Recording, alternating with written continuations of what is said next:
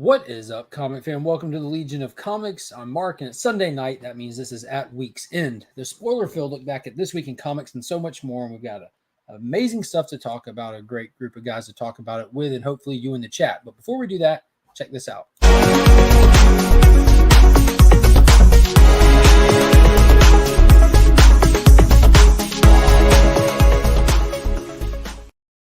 Let's go ahead and start rolling them in. Up first, we got my heterosexual life partner from the Great White North, the one, the only, the 800 subscribers strong, Chris, the comic vet. How are you? I'm good. I'm excited. Thank you for pointing that out. Yeah, I totally blanked out on it. Plug it. Plug it now. Tomorrow, check out my channel. I'm going to be talking about where and when I'm going live to give away a bunch of stuff. A lot of stuff. Courtesy. Our good friends Chris and Kelly over at Retro Rocket. Rocket Comics sent that giant box to him. And fisting the comic community with comics. Fisting? Those were your words, not mine. It's I'm just repeating what you said. He said, I'm going to grab a fist of comics and I'm just going to give them out. Yes. So we're going to be fisting the community with comics. Oh, and don't miss it. And this bad boy. Gorgeous book. Gorgeous. Thank you. So he's going to be taking his Spider-Man love and splooging it all over anyone who is ready to receive it. Next up, from the next sector over, we have my good friend, Mr. Paul Cook, a.k.a. Sector 2815. How are you doing today? Good. We're going to have to put like an adult warning on this thing now. We got splurging and fisting. We got splurging and fisting going on. We're talking about comics. I'm sure you are. Yeah. if you read Spider-Man, you would know what we're talking about. And if anyone's been following the show for any length of time, you know that this guy's been on the run for a long time, but he's been able to get the charges dropped. His name is clear, and he's been able to return back home. He's been reunited with his family. He is none other than Ryan, the new guy. Welcome back to your house. Yeah, my name is clear for the moment. Yeah. Hey. Now I'm free to do more crime. He's been mobile for a while. Stationary Ryan is what we like to call him. Stationary Ryan. So first off, I do want to go ahead and do a big shout out. We have a new channel member. The Radical World has joined the Legion. Big shout out to the Radical World. Be sure to hit me up on Instagram so I can get a welcome packet sent out to you. Got stickers, magnets, pins, keychains, bunch of cool stuff that I like to put in a pack and send to new members. So hit me up on Instagram. If you do not have Instagram, look at the About section here on my YouTube channel. It has an alternate way to get a hold of me via email. Awesome sauce. El Green Machine, what is happening? Trev, the shipping gurus in the building. Tylox the Mighty, the man with the mullet. Johnny Boy Comics, what is up, my dude? How are you doing tonight? TM Nerdy, hail from Canada to be here. Traveled far. Just no poking or tearing. So I hope everyone's having a good night. Real quick, let's say thank you to the channel sponsors. Big Time Collectibles doing big things all the time. They just dropped their New York Comic-Con exclusives a little early for those that can't make it to New York. And if you need anything cleaner press, hit up Justin over on Instagram. Use that promo code and get that discount. The links are in the description to all of my videos for these people. There's 5 New York City Comic-Con exclusives announced from Big Time Collectibles already. 4 more to be announced. 4 of the 5 have gone on a limited pre-sale. Only 50 copies of each went on sale at their website today, 4 hours ago. Whenever, 3 p.m. Eastern, they went on sale. One of them included that John Jang Teenage Mutant Ninja Turtles red band variant. It was black and white with all of them having the red bandanas. It was gorgeous. A Shadow Hawk went on sale. There was a, can't remember the other one. It's that new Clayton Crane book, I think. Vanish? Was Vanish one of them? Vanish. Yeah. Yeah. The hype is starting to build around Vanish. Well, that's good. Yeah. I'm kind of bummed about Vanish. I think that I've talked about it before. I think I talked about it on another person's channel that I was on recently. But there's that debacle with those. There's like 5 or 6 shops that group together to go together on exclusives, which is very normal. But one of those guys pulled a move that he's done in the past and then ghosted them on payment, ghosted the publisher, ghosted John Jang on payment. And instead of the other shop owners banding together and just chipping in what was missing and completing it out. They just said screw it and dropped the book. They're going to have 3 variants total between all of them, and not a one of those 3 variants will come out. But it's absolutely crap. That's sounds disastrous. One guy vanished. Exactly. Too soon, Paul. Well done, Paul. Well done.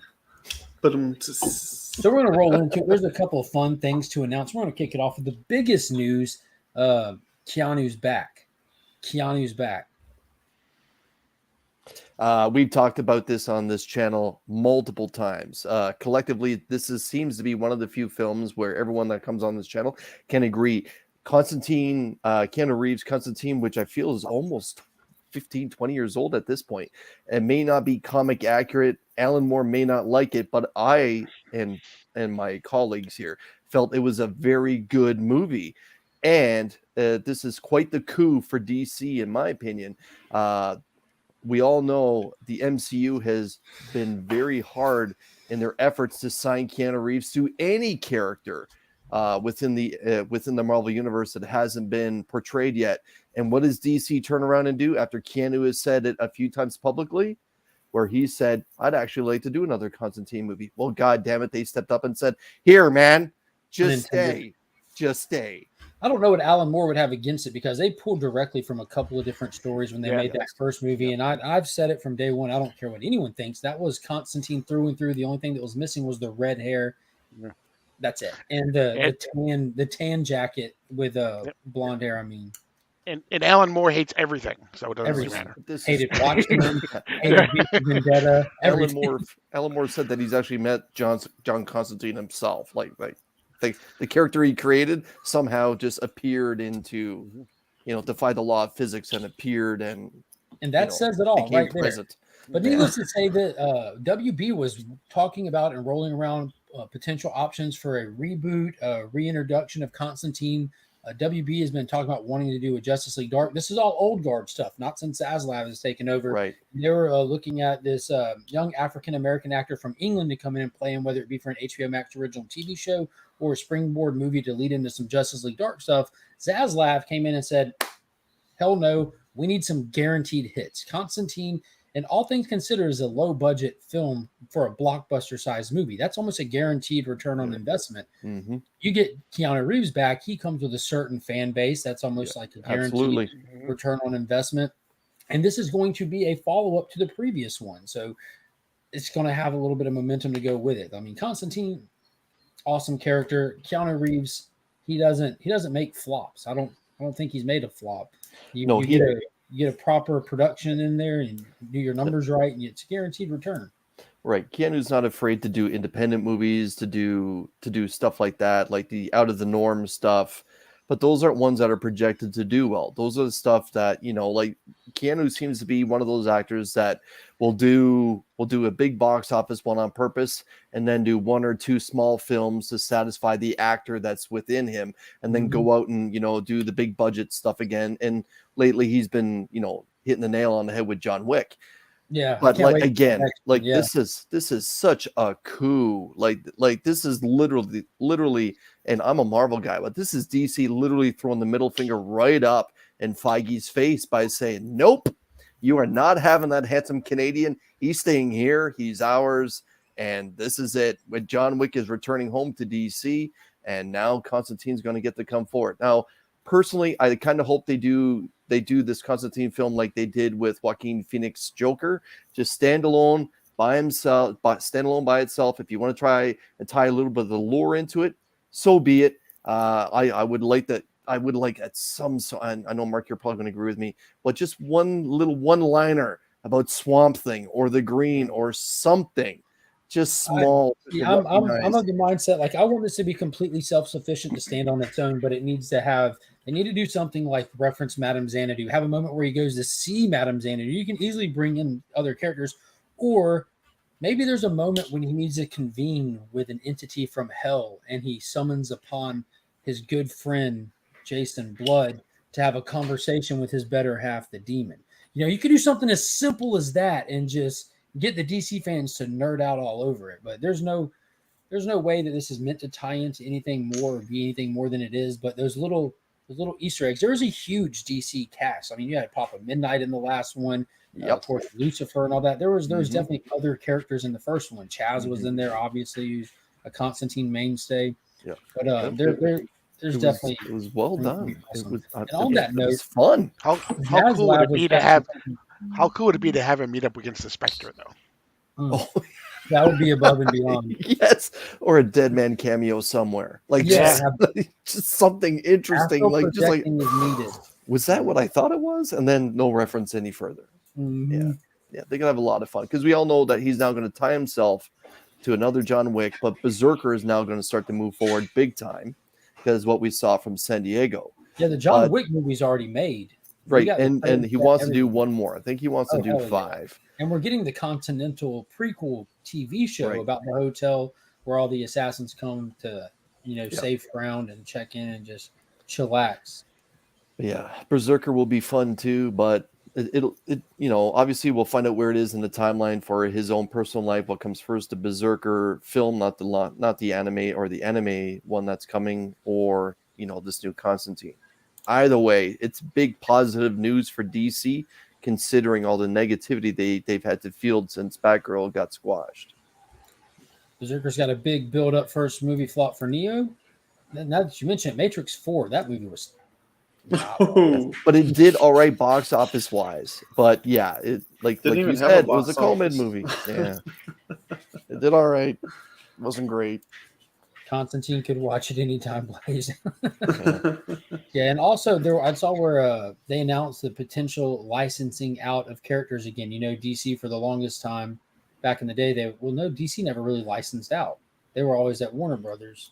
Yeah. So they were talking about potentially licensing out some other characters, which I think is a smart move from a studio standpoint, depending on how they write the paperwork to license it out. If you're doing standalone stuff just to try to bring in some money, just not have to be on the hook for the return, just make the money off the front end and build your company up a little bit. People do have to keep in mind where this company stands and what it needs to do to be able to move forward properly. We can't expect it to be 10-year in MCU in the state that it's in right now. All that I can ask for is decent quality of what you put out when you put it out. I'm not expecting some kind of crazy timeline or give me this or else kind of thing. But I think licensing some stuff out, as long as they smart what they license out, could be interesting. Just don't do it to give it to Sony. Yeah, if they're gonna license stuff, it's definitely gonna have to be standalone because quality may vary. Yep.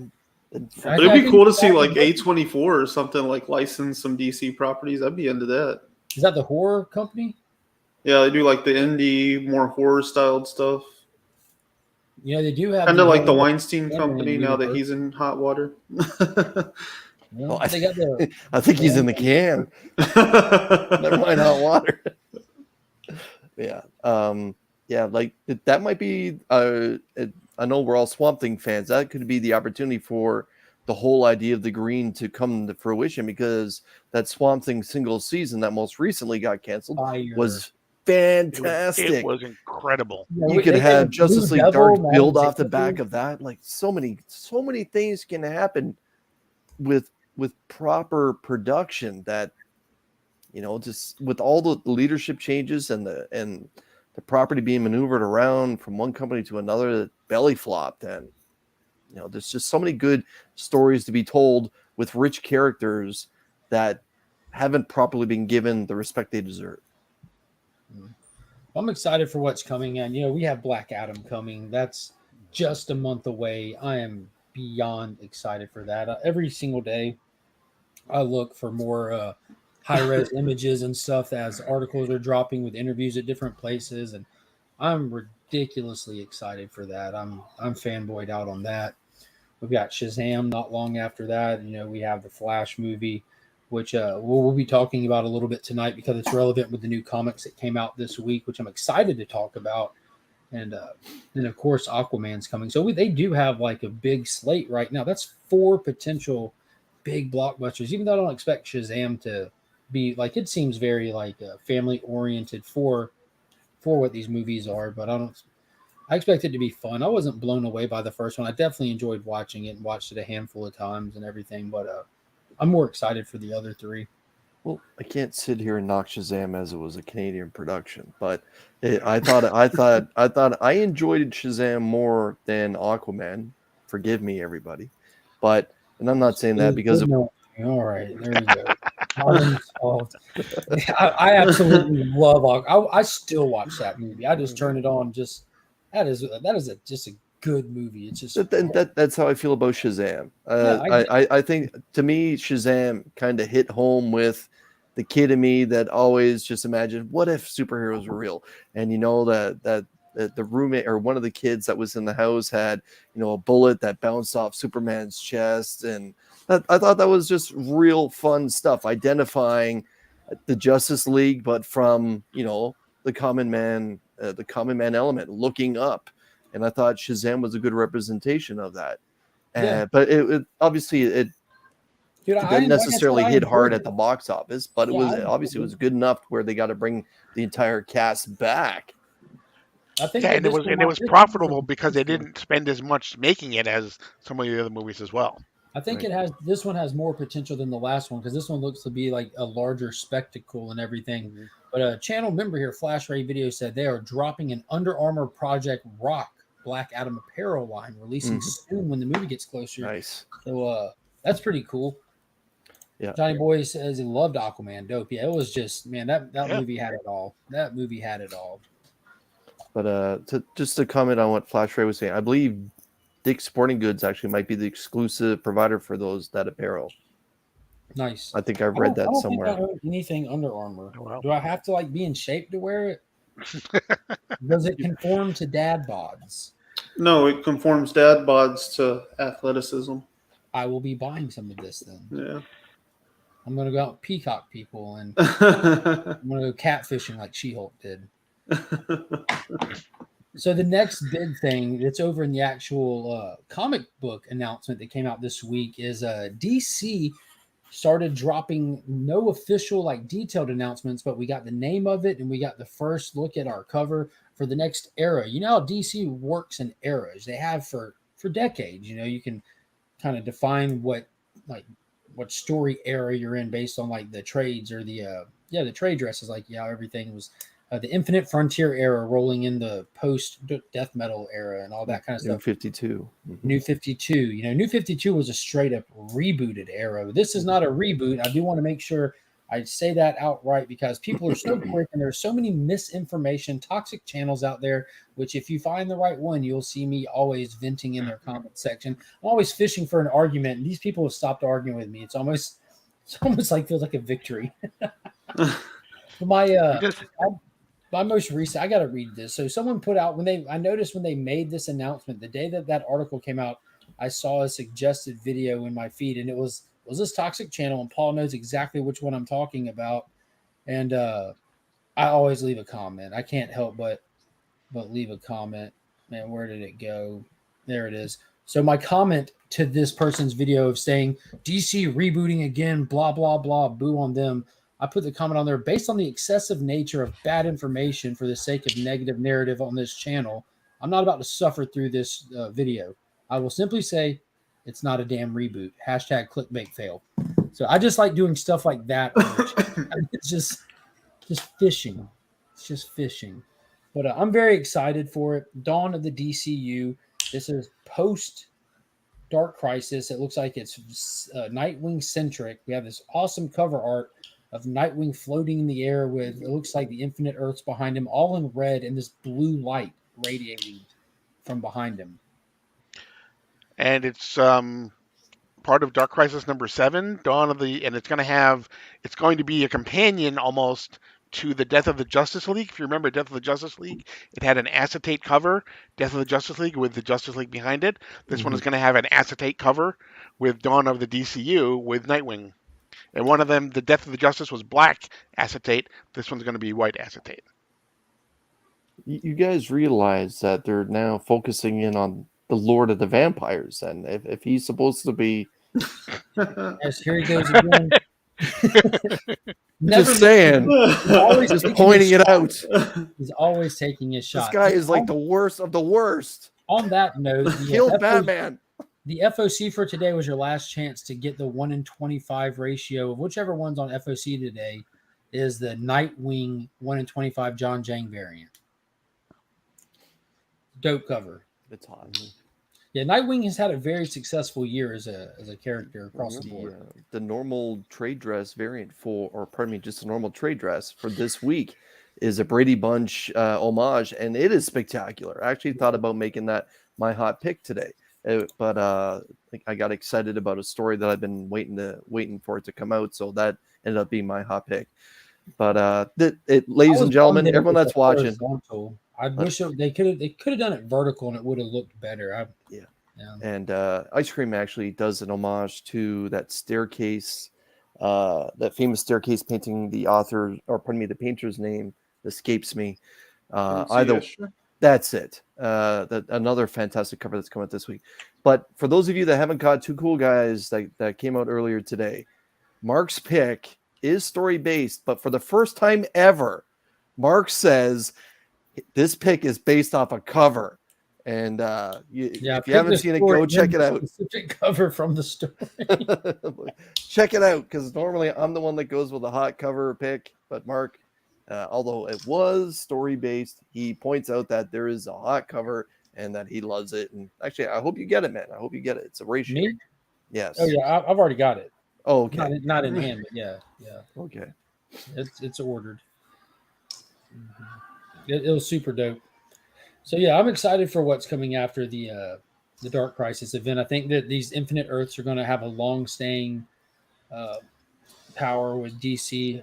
I'm really curious to see what they're going to do with it. If they're going to use this as almost like a 0 hour event. I don't know how familiar you guys are with 0 hour, but after the original Crisis on Infinite Earths, there was still a little bit of tightening up that needed to be done in different areas. So they did an event called 0 hour, and they used it to attempt to tighten up some loose threads. And I'm thinking post-Death Metal, and we're into the Infinite Frontier with an intentionally more loose continuity, they might be using this Dark Crisis event to tighten that up and get a more specific narrative going. And I think that's not a bad idea. I'm fine with the loose continuity stuff, but it seems like it's a bane to the general audience.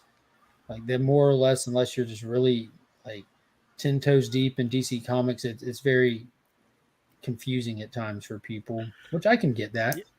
Yeah, I think we'll need to see how Flashpoint Beyond ends to see where that goes, because they seem to be talking more about. Definitely, they seem to be focusing on Hypertime. Hypertime isn't even mentioned in the Dark Crisis, but yeah, Flashpoint Beyond, I think, and that's where Rip Hunter is, and so it'll be interesting to see where all that goes. Bro, I think so. Rip Hunter popped up at the very end, finally, of Flashpoint Beyond. We know that the Time Masters have been a big part of that book, that Our Earth Bruce Wayne has been messing in their vault and stuff, and kept being warned that Rip's going to be mad, the Blue Man's going to come, all that kind of stuff, or the owner of the Snow Globe. We also have the other Time Masters making comments throughout the series about Rip's been missing. We don't know where he is. And he finally showed up at the end of that most recent issue, where they were really stressing the importance of Hypertime, how it exists independent of regular space in the Omniverse. And it makes me think, I wonder if Rip's been off looking for a certain blue character, or trying to keep a certain blue character away from everything, because that cover of Dawn of the DCU really gives me Dr. Manhattan vibes. It really does, with the red Earth behind him. We know Dr. Manhattan's like Happy Sin places the red planet itself. We know that they've been teasing the Blue Eyes, Manhattan's literal property from Watchmen. He's popped up in numerous panels now in this book, and they're stressing Hypertime now. His whole thing is time, like existing at any time, at all times, at one time.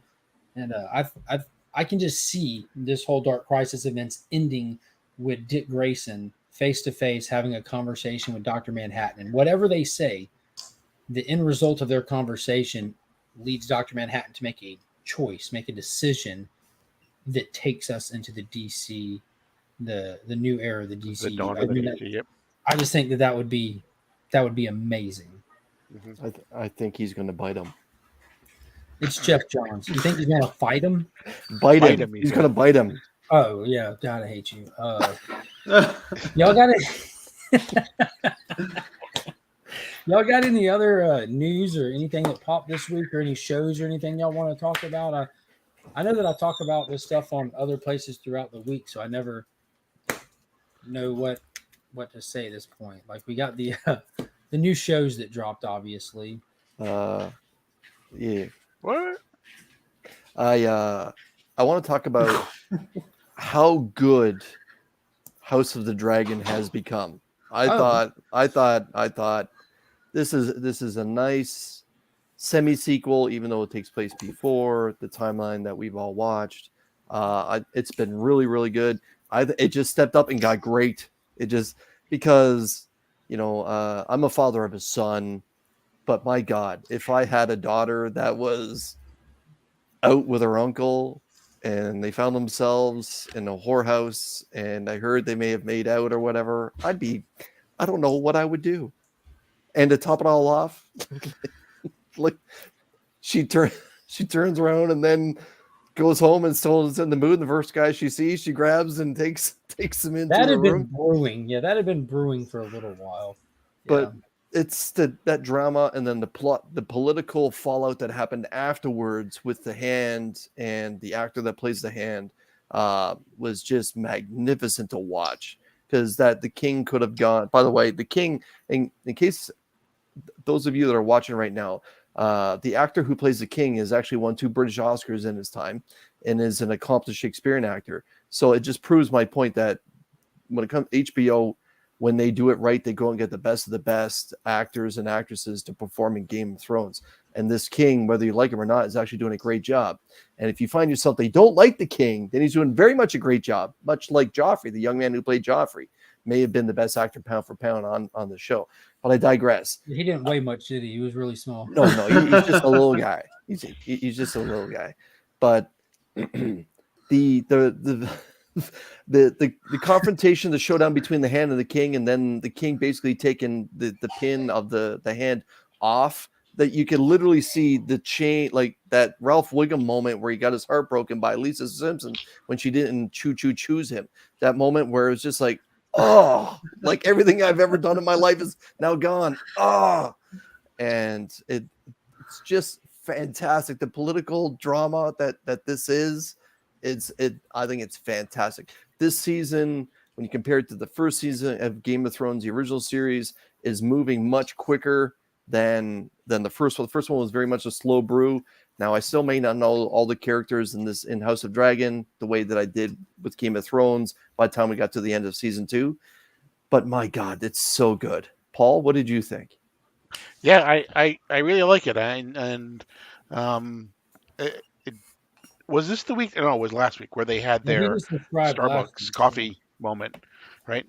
I haven't watched Did that. you guys read about that? yet. So that's Chris just described up through episode 3 because I've seen all that he talked about, but I'm 1 episode behind, which I'll try. So to watch they had a if you've been watching it, you know that the king is missing 2 of his fingers, right? And so they had a scene where he hands a scroll to an aide who then delivers it to his brother. And when he hands the scroll to his aide, you can see that he's wearing 2 green gloves, 2 green things over his fingers, because that's how they take his fingers off in green post screen. production or whatever. And so that's kind of like they're calling it like the Starbucks coffee moment, where you From can the actually last see season. that. Yeah. So, Oh, wow. but yeah, it is good. It's going much faster than the Lord of the Rings, but I still like Lord of the Rings as well. But it's traveling much faster than Lord of the Rings. I think all the actors are just incredible. Um, I wasn't really sure I was going to like it, but then it was funny because one of the things also happened was uh, in the second episode when they played the theme music and it was the exact same music from Game of Thrones. It's like, okay, you know what? They're all in. They're just, they're not even trying to pretend that it's anything else. It is basically they're tying it to the wagon, which is good. Yeah, I agree. They're totally tying to the wagon. And I just thought the whole intrigue of it, because you've heard stories that the Targaryens keep the blood very, very thick.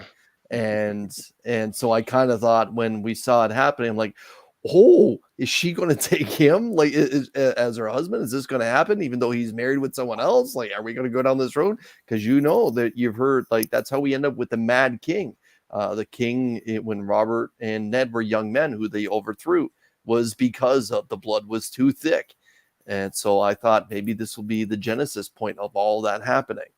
But she went with just a commoner knight. Which, I'm trying to keep it PG for Ryan here. You kind of knew that was going to happen from the very first episode when she was, when she went to go pick her, her person. Mark, what did you think of it? I didn't watch episode 4 yet. No one has. It's happening right now. I'm here mimicking Ryan's daughter as she. Oh. Just waiting on her to notice.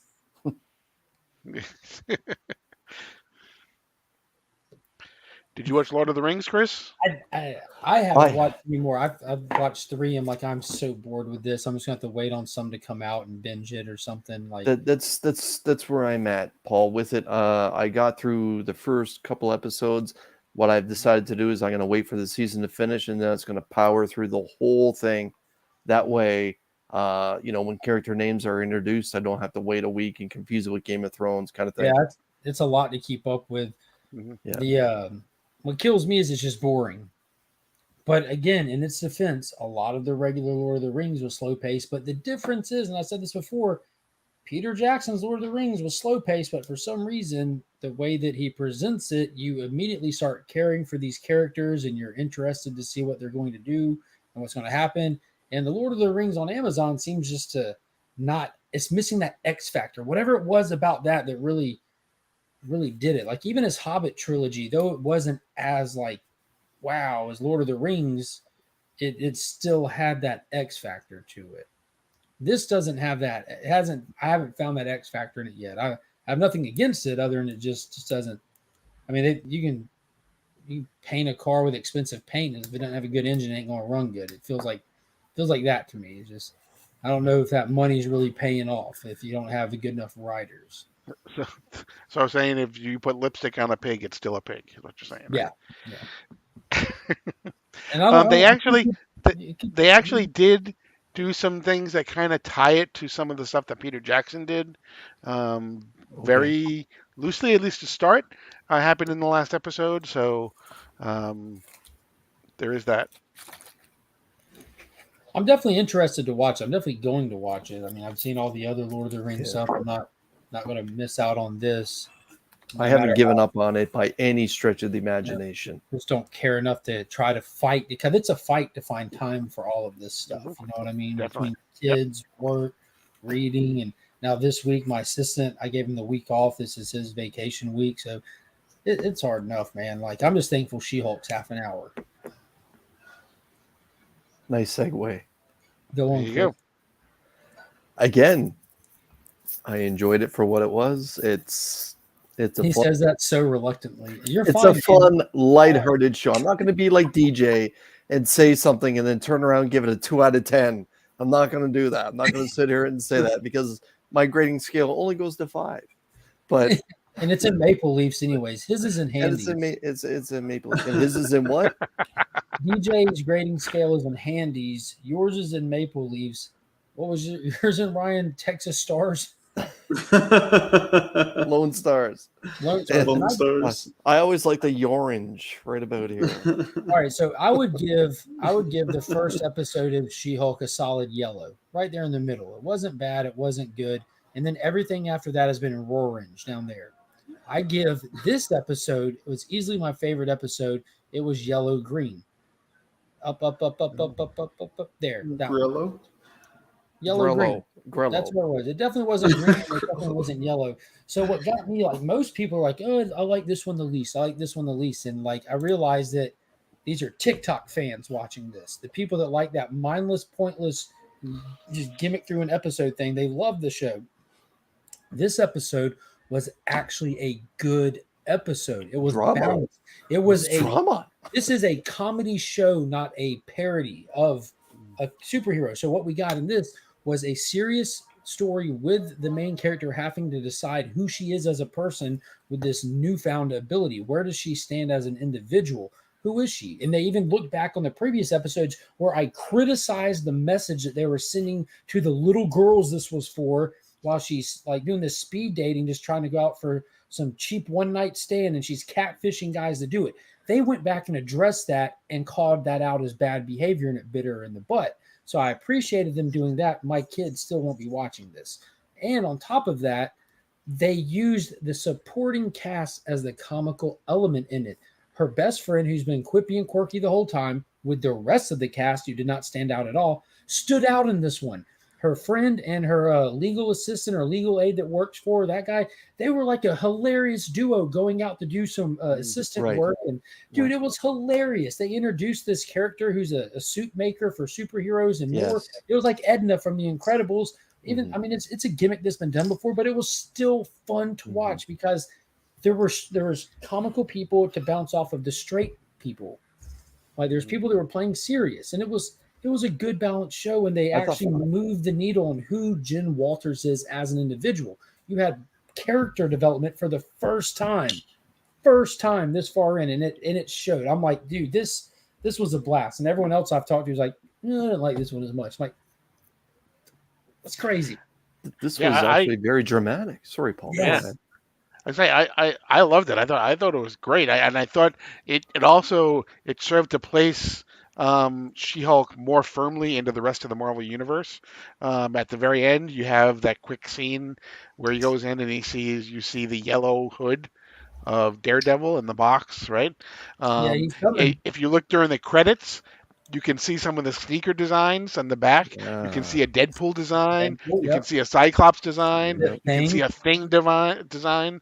So it kind of it's like I said, it placed her more fully into the, and it referenced the Avengers a lot more too, saying she's an Avenger now. Avengers. And the guys selling the merchandise, the Avengers. I remember all the way back when the first Avengers came out. That was great. That was a great scene. It was hilarious. That's what I'm saying. It was hilarious. There's like 3 knockoffs. And they were sitting there nerding out and stuff, because like in a world where Avengers exist, you're going to have people that take advantage of it, like they're going to be selling. There's people out there right now in the real world, the YouTube community, that take advantage and sell knockoff stuff too. It's actually been a point of conversation recently. But way back in the first Avengers, when they did the special features and they were doing the one shots, which are like the little 10-15 minute shorts, and the special features is expanding the MCU universe. The first one they did was people taking advantage of like the destruction and the tech left behind, and they were like robbing banks and stuff with Shatari weapons and everything. So it was cool to see more people just taking advantage of opportunities as just regular people.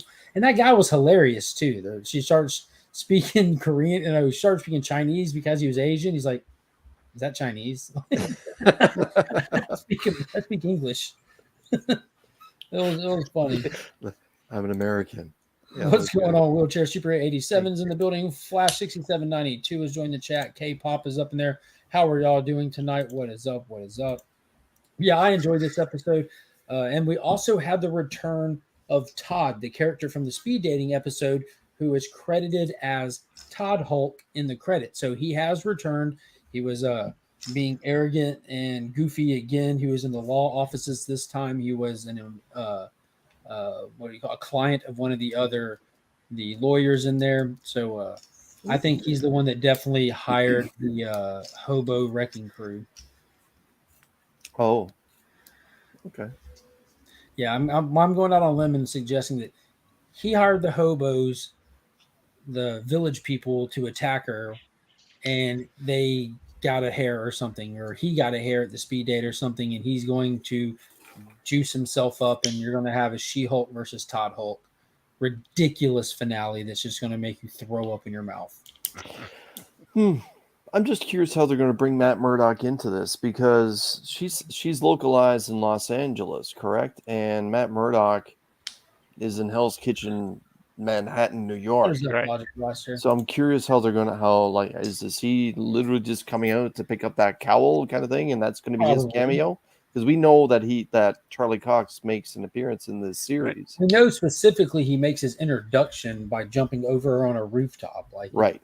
Thinks he's just going to surprise her. I mean, I have no faith in the writers of this show either. They've proven to be shallow and lazy, but I think he's just going to be thrown in there. There he is. Now he's gone. And it's probably going to be the only sea of the I yellow wouldn't suit. say we get at the end of the lazy. day. It's not lazy writing because they just brought it all around right now in the courtroom, and she had to sit there and face the music of the idiocy that she had been doing. So would since that she be a gave first cameo appearance or a first full appearance? of Daredevil? Yeah. If he just jumps over her. I guess maybe it would. Yeah. Well, I guess would the cowl represent the first cameo? He wasn't in the cowl though. We should consult CGC on this. I think I'm the opposite of a lazy viewer, and that's where I'm the polar opposite. Highly critical. Yeah. But yeah, I give this episode very high praise. Which, for me, the way that I don't lazy view stuff, I now look at the rest of it in an even worse light. You're telling me you're capable of doing a good show, but you waited till 4 episodes to start doing a good show? All I have to say is this about this whole thing. Wakanda Forever is going to come out, and it's going to be fantastic. I hope from top to bottom, God willing. God willing. I mean, and then we're going to look back and be like, this is what they're capable of. What happened? Like, why did we have the year 2022 start off so poorly? Because again, I was not a fan of Doctor. I was not a fan of Doctor Strange. Chris. I know. They've given us nothing of quality. Wakanda Forever is going to finish strong. Yeah, I have faith. I have faith in Ryan Coogler. I have faith in Angela Bassett that they're going to carry this film. It's going to be a tearjerker. It's going to be a fantastic battle. We're going to see the introduction, God willing, of Doctor Doom, and we're going to move forward that way. We're going to end strong. But my God, what a volcano of a year. I think that my projection for Black Panther is they're going to play heavy on our heartstrings to the point that our opinion of this movie is going to ride solely on that the first time we watch it. Only because we're human and we have a heart. No, legit. Think about it. There's no way that you're human and you've been invested in the MCU projects and you're going to go watch this movie unbiasedly the first time. I'm not capable of it. I'm going to watch that scene with them mourning the loss of T'Challa, and it's going to wreck me, dude. All over again. We're going to have all that trailer wrecked me. It was just a trailer. I didn't even know that I cared that much until they presented it like that, and it just wrecked me. I'm going to be a wreck through this movie.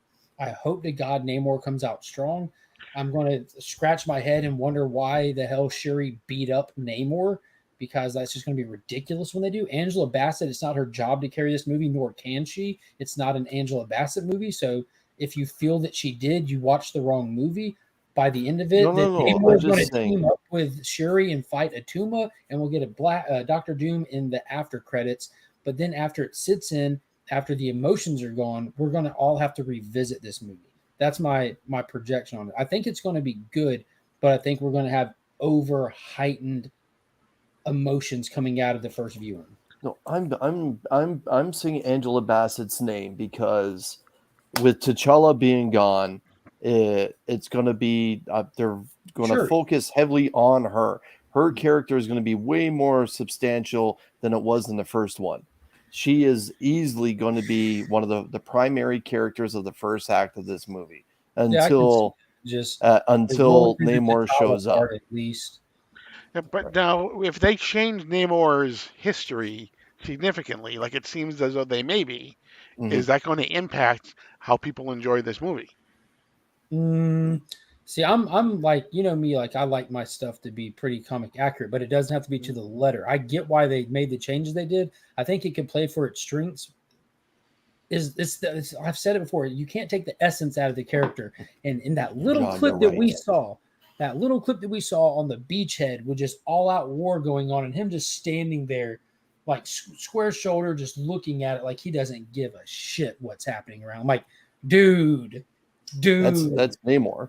They look like they nailed it, dude. I think the whole Lost City or Lost Lost Kingdom or Lost Civilization in South America, I watch all that kind of stuff, about Lost Kingdom. Like that's going to play to like different interests of mine. So as long as they do Namor right, like Atlantis, this could just be a lost city that throughout time that they call Atlantis. Kind of like when you hear people say different civilizations in time have called us angels and demons, but we're really just immortal. We're the old guard, like they can just do a little line of dialogue like that to just shift it to people call us Atlanteans, but what really we're from XYZ. My hope for Namor is that we get villain Namor for this movie.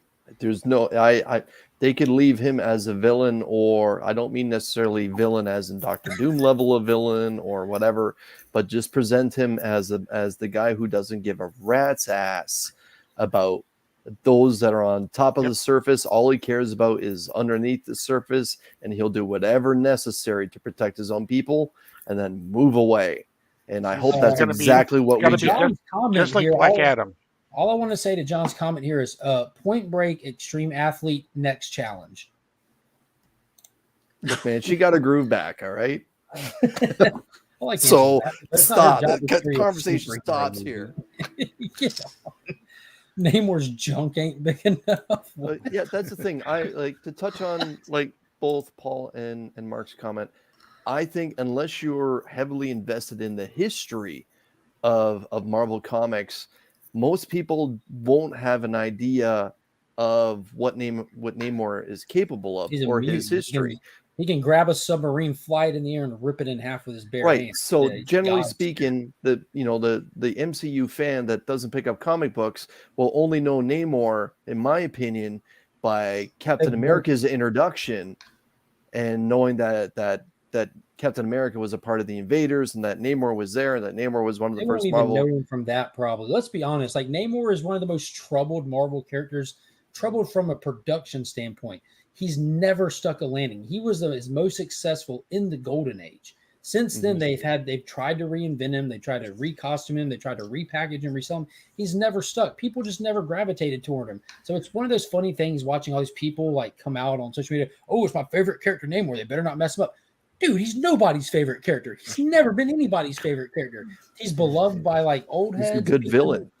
He's a good villain. He's a selfish character. Yeah, most people know him by his small involvement in that little time chasing down people. Like just that little piece of history if they know the Fantastic Four. I see. Chris trying to stir the pot. I heard that Namor is going to be lean heavily into the whole surfer dude lifestyle. Johnny Utah. All the appropriate lingo. That'd be tight. Yeah, I did. Yes, he's got his ankle wings. You know what I mean? He does. Ankle wings. He's wearing green trunks. Like I feel like they've got the look. I think the actor looks good in the design. I saw where like a couple weeks ago people were criticizing his physique, or I can't remember who it was. It was some artist that drew Namor who just made like a funny troll post. Like he's like, why am I in more ripped shape than the actor playing Namor? I'm like, why are two obvious physically fit specimens arguing about who's more ripped? You know what I mean? Like congrats to both of y'all. Yeah, I think that was an artist that was like in his early 60s or something. I forget who that was, but yeah. Deodato.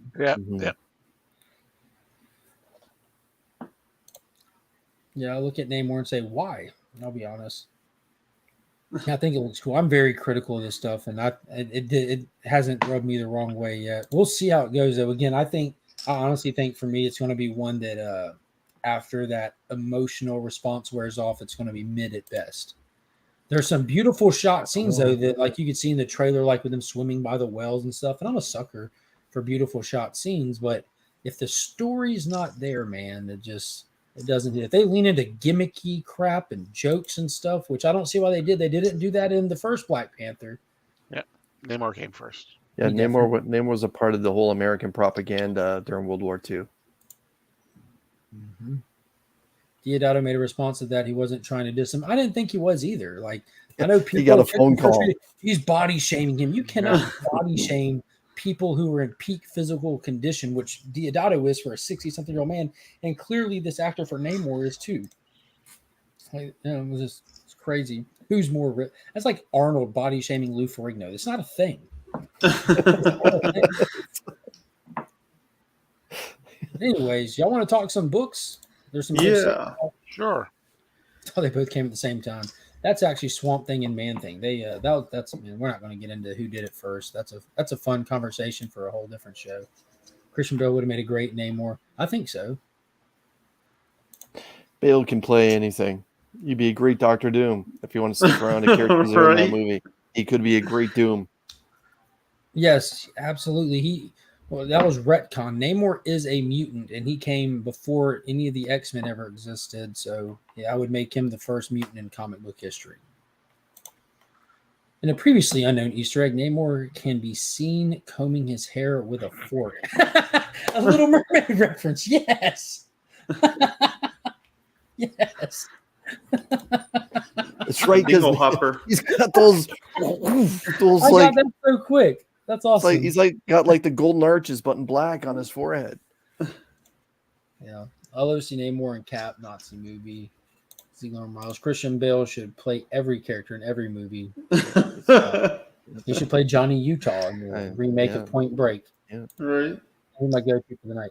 Henry Cavill for Dr. Doom. That's one of the rumors. That's one of the rumors that's been going on. Like, it has not been confirmed that Henry Cavill has been picked up by Marvel. It's been rumored heavily in the past couple of weeks. Nothing came out of D23 about it, but everyone is suspecting that that's going to be a big thing that we see moving forward. That they might not officially announce it. They might just save him for the appearance that he makes in the film. And a lot of people are speculating that Dr. Doom would be a good one, but Chris feels otherwise. No, look. In the last 3 months, we've had 2 monster events in fandom happen. San Diego Comic-Con. And what was the Cavill news going into San Diego Comic-Con? That DC was going to pull Return with Superman and have Henry Cavill come out and flex. That didn't happen. Well, then what was it a week or so going into D23? Same thing. Cavill was going to that Feige pulled off the miracle and stole Superman from DC, and he was going to come out and flex as a brand new character. And what happened? Nothing. So as of right now, as far as I'm concerned, Cavill is still Superman. Like the man said, the cape is still in his closet.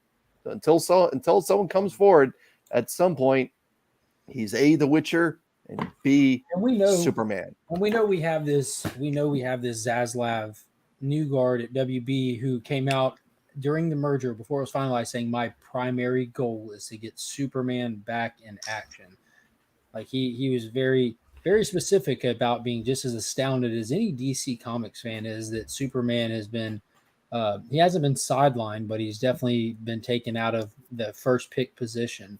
And I know that the market really has a lot to determine with, as well as where the company is like really needing sales. So they have to listen heavily to the market and don't have the extra funds to gamble with. But I think the only thing I don't want to see from I wouldn't care if he came to the MCU. I would like to see him doing stuff. He's a fantastic actor, but I don't want to see him play a Superman analog for Marvel because I think that would just make it harder to be convinced by the character he's playing. Why would you want to see him do anything similar to Superman over there? Like, he's got range. Like, I want to see him play Dr. Doom, and I want to see a scene with Dr. Doom fist fights and beats the hell out of someone like Henry Cavill did in Mission Impossible Fallout. Like, can you imagine seeing a Doom throw hands? Like that, that takes him out as he's going up. That was insane. Like, cocking the guns. Yeah. I'm still holding out for the man from Uncle 2. Alan Rickman is Hyperion Rich. I don't know if Army Hammer is going to be getting any work. Oh, true. I forgot he was there. Turn into a cannibal. I think I don't know if he gets paid for it, but there was a documentary coming out about his exploits. I doubt he's going to see any of the money from it. We've had the Thunderbolts movie. Ugh, the Thunderbolts. Ugh. It's going to be great. Bring it. Chris Evans has played multiple characters. Yeah, he has. He played Human Torch. Yeah, dude, Chris Evans, I felt like he did his Captain America tryout in The Losers, DC's comics, The Losers. Yeah, he's already been in DC. Scott Pilgrim Saves the World. Yep. Yeah, that's an independent. Yeah, Chris Evans has just done all kinds of fun stuff. Yeah. Yeah, good guy. I'd like to see him. Yeah, that flopped. That was trash, man. Was it? Like Yeah. it was. Like I was excited for it, you know, because it looked like a fun kids movie that I would enjoy. Well, they went and got Bowie for the soundtrack. Yeah. Finn was all pumped for it, bought a couple of toys, waiting for it to come out. It came out. We were all excited. I turned it on for him. Within 30 minutes, he's walking in like, Dad, can you turn on Treehouse Detective, which is just his BS Netflix cartoon because Buzz Lightyear was so crappy. He's like, I'm not even finishing this. Just put that on. That movie is borderline unwatchable. Yeah, for parents and for kids. Yeah. Wow. Like, if you've ever seen anybody do a very poor job of trying to bridge the gap in like a 2022 like movie for kids, like perfect execution of a disaster. Like, I don't know. The Marvel movies did a better job of explaining like time travel and multiverses than Lightyear did. It's kind of funny how Pixar still is trying to milk the Toy Story cash cow. Like, we're talking about a movie that's over 20 years old now, right? Like, everyone all the Toy Story movies, the Toy Story, like, legit, they're good. Yeah, right. They still slap all the way through full. Every single one of them. But what I'm saying is those that were introduced to the first Toy Story at, say, 5 is now 25 and probably doesn't have kids, has no interest in like the genesis of Buzz Lightyear becoming a toy. I'm 35 and the first Toy Story was in my childhood. Yeah. Okay. It was like 95. Yes. I was like 12. I was like an older kid. But and that's the thing is like, that's what I always wanted was like, where's the Buzz Lightyear movie or like, where is his origin story or something? And then they gave us like Buzz Lightyear of Star Command and that cartoon was crap and it was great. But then like now 20 some odd years later or whatever, you know, they come out with Lightyear and it's like, and it literally starts with like, you know, in 1995, Andy like got this toy. Lightyear. This is the movie that he watched that made him fall in love with this character. And it is absolutely not the movie he watched. It looks nothing like a movie that would have come out in 1995. There's nothing. Buzzing fleshlight. There's nothing in the story or the plot that resonates at all with the year 1995. Like, it is 100% a 2022 movie. Like, it's so crappy the way they pulled that off. Yeah, the whole shtick is when it's starting, Chris, it says in 1995, a little boy named Andy got a toy called Buzz Lightyear based on a popular movie that he watched. This is the movie that little boy watched. And then they show you this hot garbage that's unwatchable for the and that part, right? It's text on the screen, so like the kids can't even read it, and it looks like right, and it looks like something from the opening of a movie in 1995, and then from there forward, the entire movie looks like it was made in 2022, and they never once again address the fact that this is a movie that you're watching of a movie. Like they just go completely in universe and like there's no indication that you're watching a movie or anything. So the camera doesn't turn around on the potential audience that Andy is in. Yeah, it never turns around. You don't ever have like Andy finish the movie at the end of the movie or nothing. Yeah. Like that. So, like they completely forget that you're watching a movie. Like leaving with popcorn or nope. Like they could have done a Mystery Science Theater thing with like Toy Story or something, you know, like they could have done anything. It should have started with Andy and his mom in the animation style of 1995. Go to the theater, get the popcorn, be excited, sit down, and as it starts, like we're sitting in the audience with Andy, and it just expands to full screen for us. And then when it's over, it expands down, and Andy like WandaVision, right? Like Andy leaves carrying Woody in his hand. You know what I'm saying? Like he took Woody to the movie with him. Like, how do we know how to do this stuff better than the people that are paid to do it? I don't know. For those of you who work for Disney, we're trademarking everything you just heard for any potential sequel or subsidiaries of anything involving Buzz Lightyear moving forward. We will gladly take Disney stock in lieu of cash. Yeah. Wow. Keep it. Well, that's disappointing because I know that there's 4 of them, I think. Four Yeah, Toy Stories. And I know they mean a lot to the generation after mine. I know they do. I know my son enjoys those movies, and that they meant a lot. My son had a Buzz Lightyear as a young boy. I remember the buttons would say different things in Tim Allen's voice, and the wings would pop open, and the canopy, the bubble helmet moved up and down and stuff, and he loved it. And it was actually a decent quality toy. But it's sad to hear that this was this tragic. And Glenn 2K12 has just been on fire in the chat. I gotta point him out. Crushing it. Anyways, guys, and your boy Keanu was in the last one. So as the Evil Knievel type toy. Dude Kaboom. Right? Yeah. Dude Kaboom.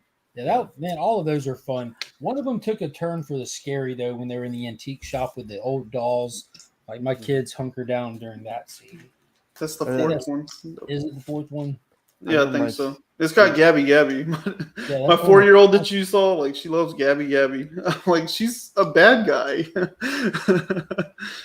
I remember there's a scene my son talked about last time whenever Toy Story came up. I think he said something about a conveyor belt going into a blast furnace. Yeah, where it looked like this was it. And I think he talked about like, Dad, they were really going to end this the movie, like it was really going to stop. I'm like come on, like really? And he's like, no, like it didn't look like there was a way out. I guess they got it. They're good. They're legit good. They put a lot of time, effort, and energy into the actual Toy Story proper movies and progressing them timeline wise with Andy's age and the relevance of not just toys, but this specific set of toys. And if you grew up with toys, like most of us who are on this panel and definitely in this chat who have that collector mindset or in this kind of hobby whatsoever, you'll relate heavily to some of your toys going through these phases. Like you even thought about it as some of your toys were aging out, as you were getting newer toys. And like they're smart. They're really well done. Like even for the adults to watch. I'm trash. The Toy Story I quote that line at least once a week. The Toy Story movies are the backbone of Pixar animation. Let's admit, like that's you can have individual movies that come forward in time and stuff, but they all reference back. There's usually always an Easter egg somehow to Cars or Toy Story, right? Yeah, I saw that little thing where every Pixar movie has an Easter egg of their next movie that's coming out in them. I don't know if y'all have seen that, but you can find YouTube videos, I'm sure, on it. But that's super cool to see how much structuring and planning they have. And I guess because of their release schedule, they're always working on the next project by the time one's wrapping up. So there's like a Lightning McQueen toy in some movie before the first Cars came out and stuff like that. Yeah. Interesting. All right, guys, I got to head off. It's been fun. Thank you very much. About to make like a baby and head out. Yeah, I'm going to make like a plane and jet. Quickly, I'm not going to sit here and say he's back, but this was good. This is the best offering of this new volume so far. Patrick Gleason does the interiors. It's fun, but what they had to do. What they had to do though to make this the best issue of this new volume is call in the Canadian. Who'd they call in? Oh, I don't. There's a lot of them. Wolverine. Oh, I thought you meant like a creative. I'm sorry. No, they had to call in the Canadian, like the only one. The Canadian. He's short. New Amazing Spider-Man featuring actual Dracula. Yeah. Or Comic Ozzy. Savage Dragon. Or TM Nerdy. Guys, have a good night. Thanks for this. Everyone, right, stay well. Take care, Chris. Good night, guys. Good seeing you, my man. And for those that weren't here at the beginning, Chris, tomorrow night or tomorrow afternoon, tomorrow sometime, be sure to watch his channel. The 800 subscriber milestone update video will be posting. He did hit his goal.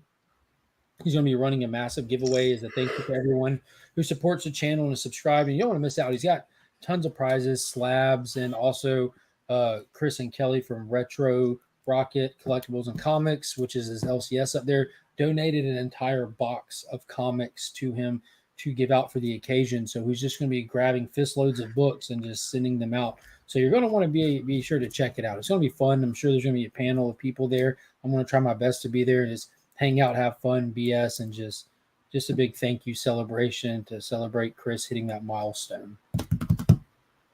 Yes.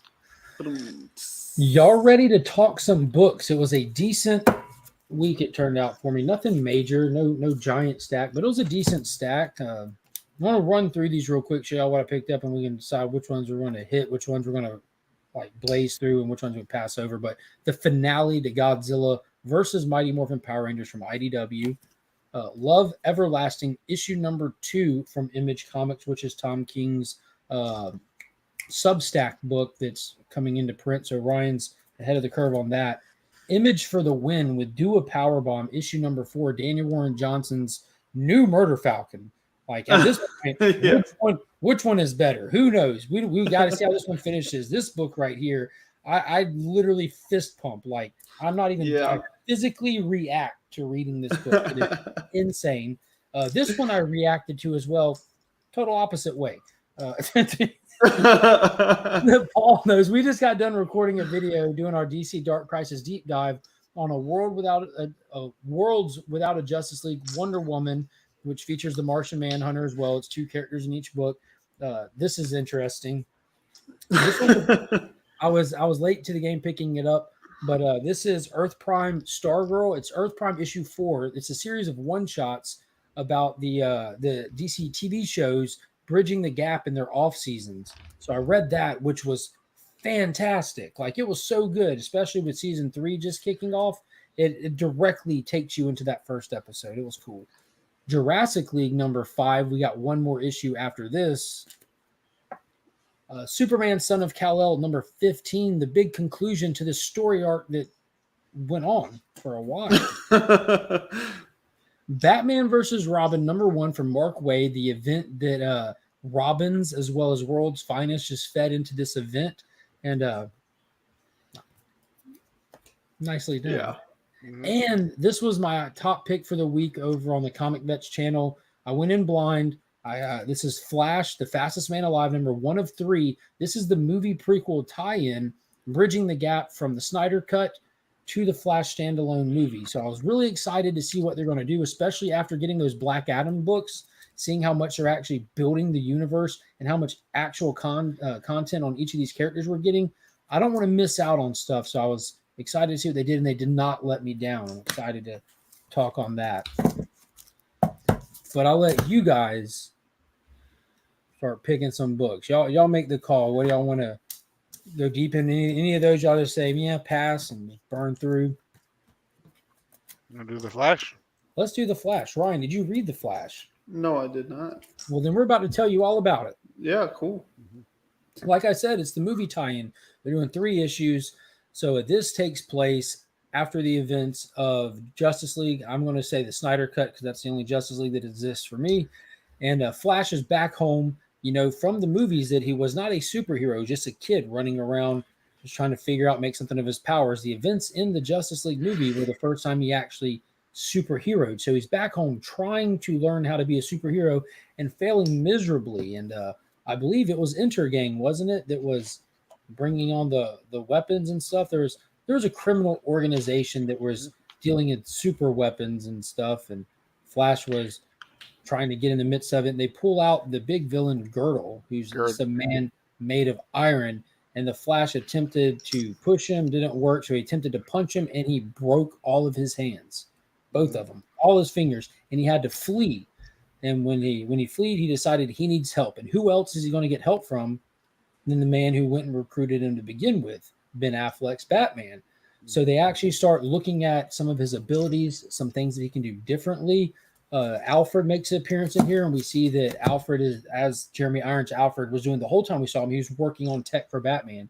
He was working on a compression suit for Batman to wear under his armored plates.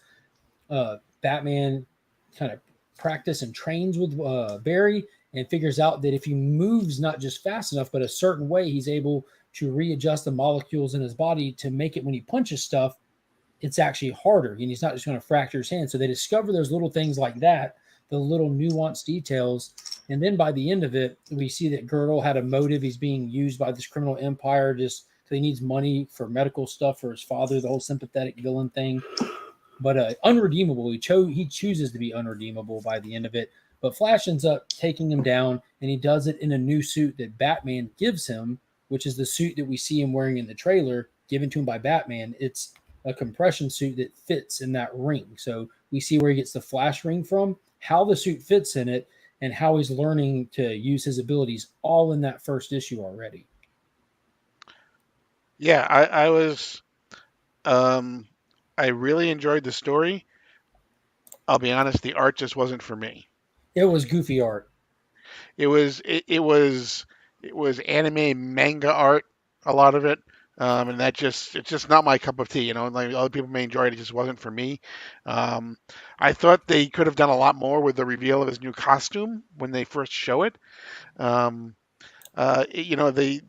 It's kind of shaded, and it was tough to actually see what his new costume looked like. It could have been a much bigger moment, I thought, when they did that. Yeah, but I really did like the story. I thought the story was great. I thought it was really true to the way Ezra Miller portrays the Flash, and so that was true. So that's the new suit reveal right there. That's what we got for the new suit reveal. It's partially covered by the lightning. Yeah, I just thought they could have done a lot more with the suit reveal and made it a much bigger thing. So yeah, they did not make a moment out of it. It just throw that on. Mm-hmm. Yeah, the artwork reminds me of. Do you remember the Robin King one shot from Death Metal, Yep. as well as the art on Harley Quinn? It's in the Legion of Superheroes during Infinite Race Rough. Yeah. And gruff. You say that, like Riley Russmo, who's the guy who does Harley Quinn. I'm not a big fan of his art because this is the way it looks. And again, I'm just the manga and anime art works for some people. It just doesn't work for me. Mm-hmm. It's not very smooth. It's over dynamic. But again, the story, like I said, was all there, and I'm definitely going to suffer through the art for the story for this one. It's weird that they would choose that kind of art for this, though, because the Black I was Adam going to say, like, that does not look like that at all. Yeah, that's like the weirdest thing whenever like they're trying to replicate or like tie into like a live action property or something, and they don't go with something that's like a little more realistic in style and tone. Yeah, the cover looks good. The cover looks damn good. Mm-hmm. Same thing, like if they're gonna like tie into like an animated property and they don't go with the animation style, it's like, why? This was a choice. We're going to be doing this anime tie-in with Alex Ross artwork, right? So that was definitely a must-read if you're excited for the film. You've been warned about the artwork, but it's definitely content heavy, the kind of stuff that you would want from a prequel tie-in. It's definitely setting up and expanding the world. I'm not sure because this was a self-contained story all on its own. This was a one-shot, it would have served its purpose. So I'm wondering what they're going to do with the next two issues. So I'm excited to see. Ryan, what'd you read this week? Give me. I was gonna say, you want to talk Godzilla and the Power Rangers real quick? Run it. Go for it. I mean, honestly, this was probably my favorite-ish issue. Probably like this one and the first one. I thought like it was a good wrap up to everything, like it tied it all together. We got Tommy back, although like it was kind of unclear. Like Dragon Sword got dismantled pretty good in that first issue, and then in this one it was just like he called it and it came back. So Zords are self-repairing. That's established Power Ranger lore. True. Mm-hmm. But I mean, it's not like I was hung up on it. I was just like, oh, okay, that was kind of a simple solution there. But I really like the panel whenever everything comes together, the way that they represent like everybody like joining and that like little like pop out thing. Yeah, the 6 pop out heads. The Freddie has a great eye for the dynamic attachment of the Zords. Yeah, kind of. I mean, Mm-hmm.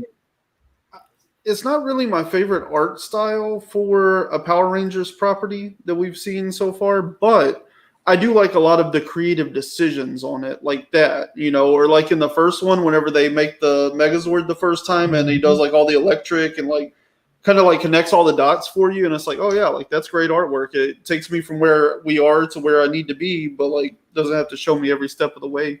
So I really like a lot of the creative decisions that go into the artwork on this book.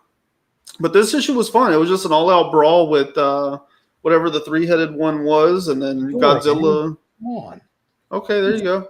King Ghidorah. Not at all bad. I was thinking it was something more complicated than that, because isn't it like an evolution of Ghidorah? No, it was just standard Ghidorah. It wasn't even. No. I thought he was all like golden bronzed out or something. Yeah, that's his normal look. Well, anyway, yeah, it was just like an all-out brawl with him, and then Godzilla's like, oh, well, if there's nothing else to fight, I'll just fight you guys, and so they kind of like go at it again, and then Zordon just like suddenly breaking through and like teleporting them out was a little bit of a simple solution, but you know, what else did we need? There was nothing else to happen. You just have Godzilla, like, once you realize, like, oh yeah, he's just going to fight whatever he feels is at his power level. So as long as they're there, it's going to be a fight. Yeah, that was a cool moment that, you know, it started out, we picked up this issue where the last one left off with Rita sending all the monsters and Ghidorah, hoping to just total domination, and Ghidorah turns on everything, you know, just wrecks her monsters. The Power Rangers get up and have to fight Ghidorah. They can't do it on their own. Godzilla jumps in the fight. The Dragon Zord comes in the fight, joins with the Megazord, you get the Mega Dragon Zord. This gets complicated, I know. And then they quell off Ghidorah. Rita gets thrown through time, and everyone just goes home. But it was cool that after Ghidorah was beat, Godzilla immediately turns on the Dragon Zord, and they just full blast each other. And you have like that stalemate moment of them hitting in full blast and Godzilla going full blast, and they're like, "Yeah, we're gonna win this fight." Zordon just like, "Hey guys, time to come home." Like, "Oh yeah, I guess if we stay, we have to fight. If we go, we should be good." And they just, yeah, I think Godzilla would have wrecked them all the same. Yeah, he doesn't have a power level like they do. They run out as they go. He does not. He does not. He does not. He's a savage in this. It was fun, but they did get a little kicker at the end that Rita is just in between dimensions, and you see all the little shattered pieces of dimensional glass with Rangers from different eras, including Lord Draken. And then you also see different Godzilla through the ages. So maybe they'll do another series, maybe not. I really hope not, because this was fun and all, but I'm kind of like, so long. I have to pick up Power Ranger stuff. I don't hold it in my collection. I don't need a volume 2 of this at all. Yeah, this should have been like a 3-issue series. I felt like it was a little too thin through the middle, you know. Like a 48-page one-shot. Actually, yeah, that would have been perfect. But yeah, I mean, they have to get their money out of it and all that, you know. So I understand them expanding out, but yeah, more than 3 issues, it's like, oh yeah, this is just like too thin for the run, you know. Yeah. But overall, it was fun. It ended well. Yep. It was just a fan service. 5 issues of just straight fan service. Paul, what's another one you got, my man? Robin versus Batman, issue number 1. Ryan, you read that too? Yes, sir. All right, well, y'all take it was actually, I think, the first book I read this week. I thought it was phenomenal. It was, Mark Waid just, handles Damian, and so much happened in this first issue. It just, we get, this is a spoiler for the review anyway. So we get Alfred. Alfred is back. Damian is obviously possessed by something. We don't know by what. He's going after Batman, trying to kill Batman. I thought there were some moments, like when Damian tries to kill Batman, he tries to use a gun. And he says the only thing he wishes is that he was wearing pearls. It's like, oh damn, that's yeah, going for the heart. Yeah, exactly. And so and then it ends. Obviously, we find out who the big bads are. At least we think that that's who they are. And we talk about Justice League Dark in this as well. We see that Justice League Dark is in trouble. Yeah. The demon is stuck between changing back and forth, and yeah. The Zatanna scene, like, for me, was just like, this is top-notch stuff here, yeah. Schrodinger's noose. Yeah. That was, like, a great scene. I mean, honestly, reading it, because I'm not reading Robin and stuff, and so, like, they're saying that this is coming from Robin and from World's Finest and stuff, and so reading it, I was like, well, this is all Damian, so that's not really lining up with what I do know, and then finally you get the end reveal. I'm like, oh, okay, this is how that all flows together. Then okay, makes sense. Now. In the pages of Robin, this really springboards all out of World's Finest. We get the introduction of the Demon Nazah, the whole fighting of him, and the entombing of him. In the Robin book, all you get is like a little 1.5 page kicker. We find out that the entombment is on Lazarus Island, right, where Robin was spending most of his time in his series. So he just we talked about that. Yeah, he happens upon the cave, and you see him put his hand to the he's with a flashlight, right? Yeah, and he puts his hand on to the island door. So Demon Soul is from Robin. Mm-hmm. So Raz's mother.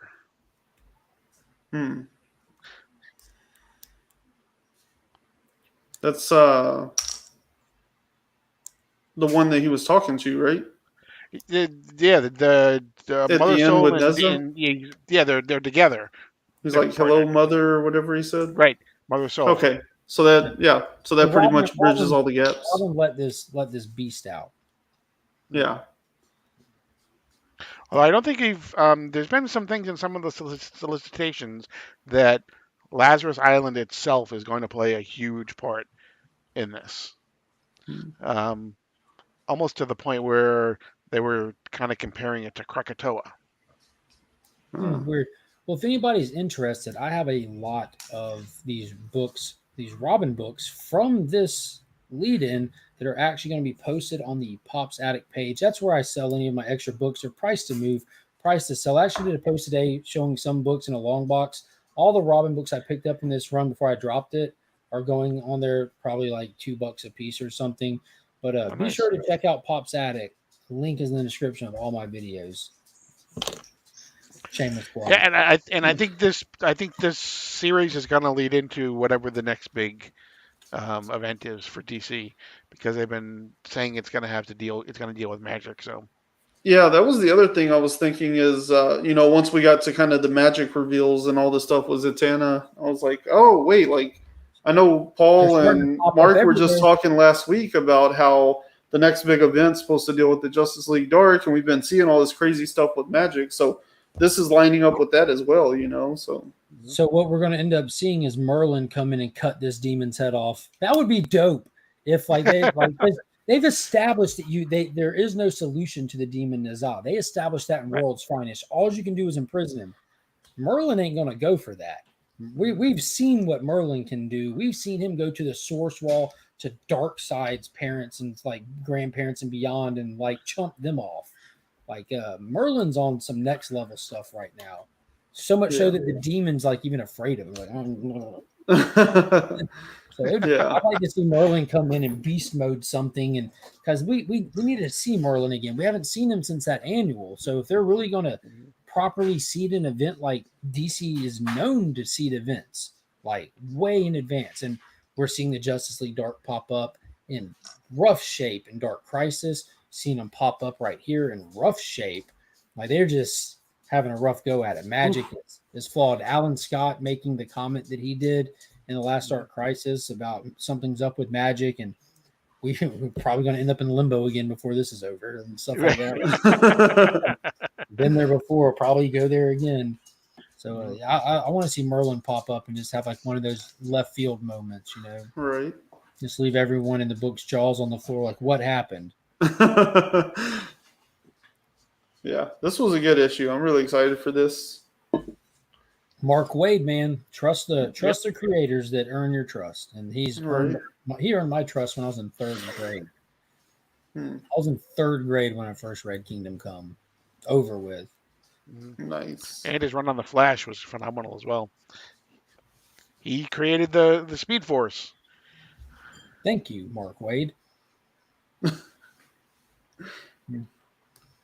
Dope stuff. Dope. All right, Ryan. Super dope. I know you didn't read it this week, but I want to touch on this. You read it months ago, probably. It's that Substack. Oh. Love Everlasting issue 2. This absolutely blew my mind. So I'm going to give you the quick synopsis because I know you read it a long time ago. I don't even know if it comes out on Substack in this same, like if you get a straight issue every time you drop. Yeah, it's a full issue. What's her name? Joan? Yeah. You follow Joan, who was born at the same time as this rich guy Her mom was the maid. The boy in the house was the owner's kid. They grew up together until their stations separated them, and they still enjoyed each other's company. He still had this love for her, but it was like that forbidden love because of their different social stations. And they would run off to their hunting cabin and have their little time together and everything. And they kept getting called out by the fathers, like, this is just, you're better than this, and blah, blah, blah. Long story short, they finally get enough is enough. We're running off together forever. Meet me at the cabin. They get there, and Joan shoots him out of left field. Shoots him. He's like, what are you doing? And the whole story takes its turn. She goes from being the sweet, smitten girl, just shut the F up. They're coming. And she's holding a gun to a door, like someone's coming, like she's lived this before. She's expecting them. And she even makes a comment, every time he gets here, he kills me. Not this time. I'm going to kill him. And the guy's on the ground, has no clue what's happening, still just like, Joan, my love, what have you done?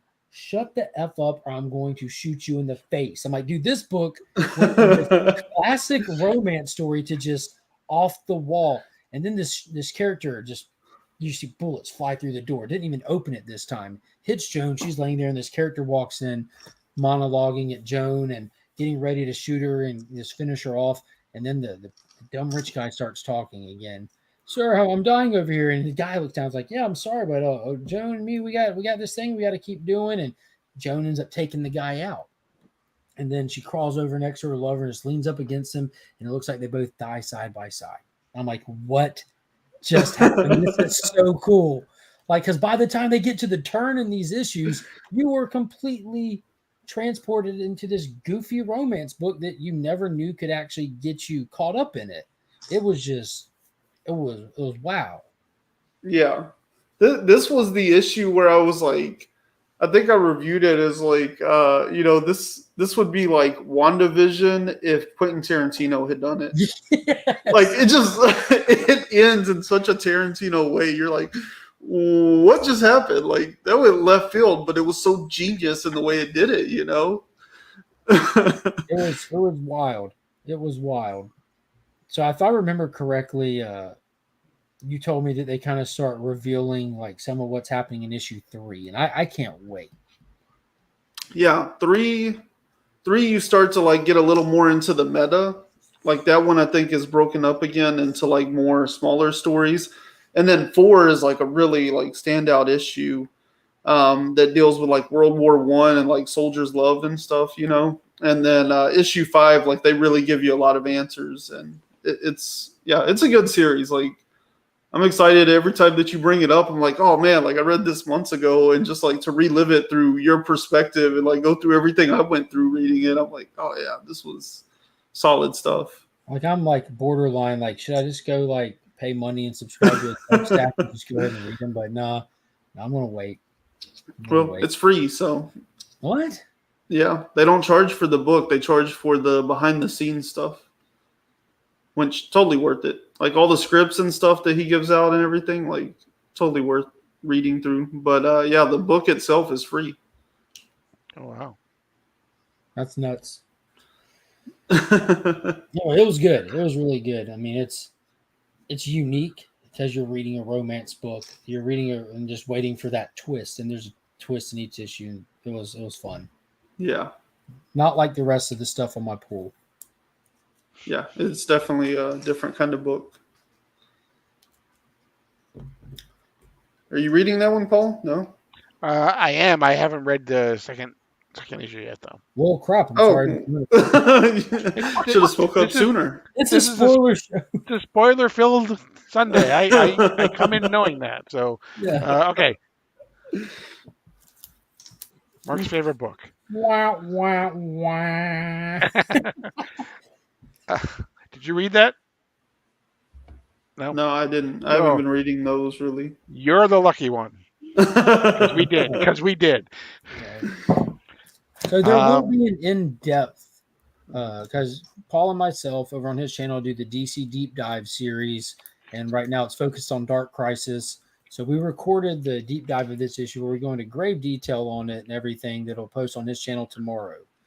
So we're going to lightly breeze through this one on this. And if you want the full scope of it, definitely check out his channel. Yeah, I think the 50,000 foot view of it is that to me, and I know to Mari, it doesn't really seem to capture what we would think the character of Wonder Woman at all. This was totally back asswards. Yeah, she's supposed to be in a world, her ideal world, and to us, it didn't really seem as though that would be her ideal world. Mm-hmm. There are parts that may be, but there are certain things that are said and certain things that are done that just say, okay, you know what? If that to me doesn't in any way reflect what I think her ideal would be. In a nutshell, at the end of the video recording, we pointed out the writer of this book has never read a Wonder Woman book, has never watched a Wonder Woman TV show or movie, probably never even did a Google search of Wonder Woman. And it shows in the writing. Yeah. Yeah. I agree. There's a lot of great DC stuff out there. And when Paul and myself were done recording that, like, we felt kind of bad because we're not here to just throw trash out into the universe and just trash everything. But this book is proof positive that we're not just going to give everything a seal of approval because it's got a DC on it. This book, yeah, it was rough. But the Martian Manhunter story in it was really cool. Right. And very true to the character, and there are call outs to his history that show, that the Dan Waters who wrote it definitely, knows his Martian Manhunter history.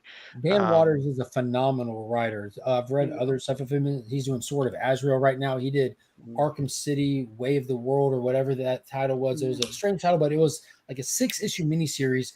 Phenomenal. And it was just straight up horror with like these D-list villains that are associated with Gotham. It was fantastic. But he shows again. I'm like 90% sure he comes from the same collective as Rom V. He writes that book, Homesick Pilots, right? Yeah. Yeah, and you read that for a while, right? Mm-hmm. Yeah, I read the first 8 issues of it. There was a picture on Twitter not too long ago of Rom V and Dan Waters and Philip Kennedy Johnson. They're all from England, I believe, and they're all very friendly. Yeah, the White Noise Collective. Yeah. Yeah, that you just named 3 phenomenal writers because Philip Kennedy Johnson saved Superman for us this year, and Rom V is. If you watch this channel, you know that he's in the highest regard on this channel. He's done no wrong yet. I don't count Venom because that's not his original book. That's a shared book with another writer. So and another good writer at that. I was gonna say, two good writers together, what you get is lackluster storytelling because neither one of them have room to do what they do. You have to watch out for those Brits. Will you give one? And to be fair, and I found this out since me and Paul reviewed this, the writer of the book is Teenie Howard. Apparently, she is disliked by a lot of people. Her writing is disliked by a lot of people on social media. Did not know that going into that book. The name was familiar. She's doing a lot of X titles. She's written a bunch of Rick and Morty stuff, and she's doing Catwoman currently. But apparently, she's known for doing what she did in this book. And don't tell me she's on Catwoman right now. Yeah, I'm trying to get caught up. She's known for doing what she did in this book, and I highly suggest watching that video because it actually turned out to be funny. Because as we were going through this, we couldn't help but laugh at what they were trying to serve us. It was comical. Mm-hmm.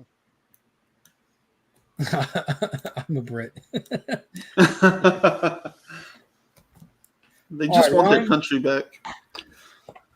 Ryan, I'm excited to say we can finally wrap up this story arc. Are you ready to talk some Superman, Son of Kal-El, issue number 15 from Tom Taylor, the finale to we're 15 issues in. It's actually the finale of the second story arc, but it's really the finale of the first big encompassing story arc where John has been tasked with freeing the people of Gomorrah from the evil Henry Bendix that actually originated in Stormwatch back in the Wildstorm days, which I think is just an interesting little tidbit. That was Jim Lee's Image imprint that got brought over to DC with Jim Lee. But anyways, this has been a slow burn, but we've got to the end, and it wasn't bad. Definitely wasn't bad. Yeah, I enjoyed it. Yeah, I did too. Wow. Next book. No. Well, I thought Paul was going to have more to say. I thought I interrupted you, so that's why I stopped.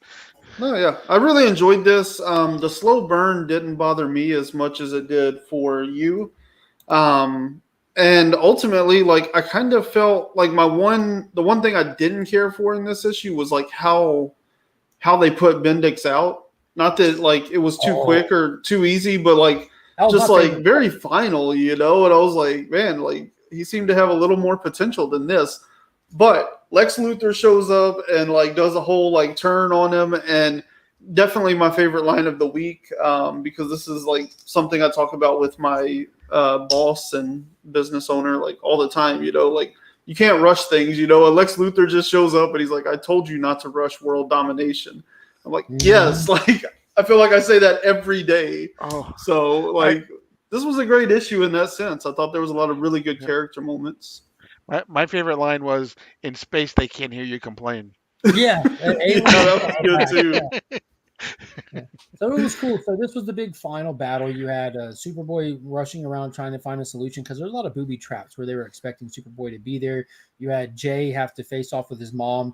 Superboy eventually got all these people that have been augmented with superpowers are being remote controlled by machines that Bendix has developed. So they're able to cut those machines, free all those people. Bendix basically dips out. He's like, I've been had. He goes up to the space station he has and attempts to shoot like a death ray laser at Gamora and just wipe it off the earth. And we get this awesome panel. And this was not done nearly as well as it was in those lead-in issues before the series split when Philip Kennedy Johnson. But you get the sense of how fast Superboy can move because he's told what's happening. He looks up and then you turn the panel and you see him just pushing through space, that laser hitting him, and he's just pushing through it. And they didn't give us enough of that moment. That was a real big opportunity to really show what he can do. But we do get a little big moment in that sense that you see him overcharging where he's having a moment where he's actually he's accessing a new ability. We learned already, and they haven't teased this since before this started when it was still Action and Superman. Yeah. John has latent powers that are still developing that he's able to do stuff like he did the eye laser burst where he could send that beam out that pops and stuff. So he saw that he had like a new kind of vision that they teased it in this issue. But I thought that was really cool. And I love that it was Lex Luthor that beat Bendix. That, all right, this has gone enough. I'm covering all my tracks. I'm wiping this. By the time John got to the space station, Lex had already did his thing. Bendix was dead. Yeah.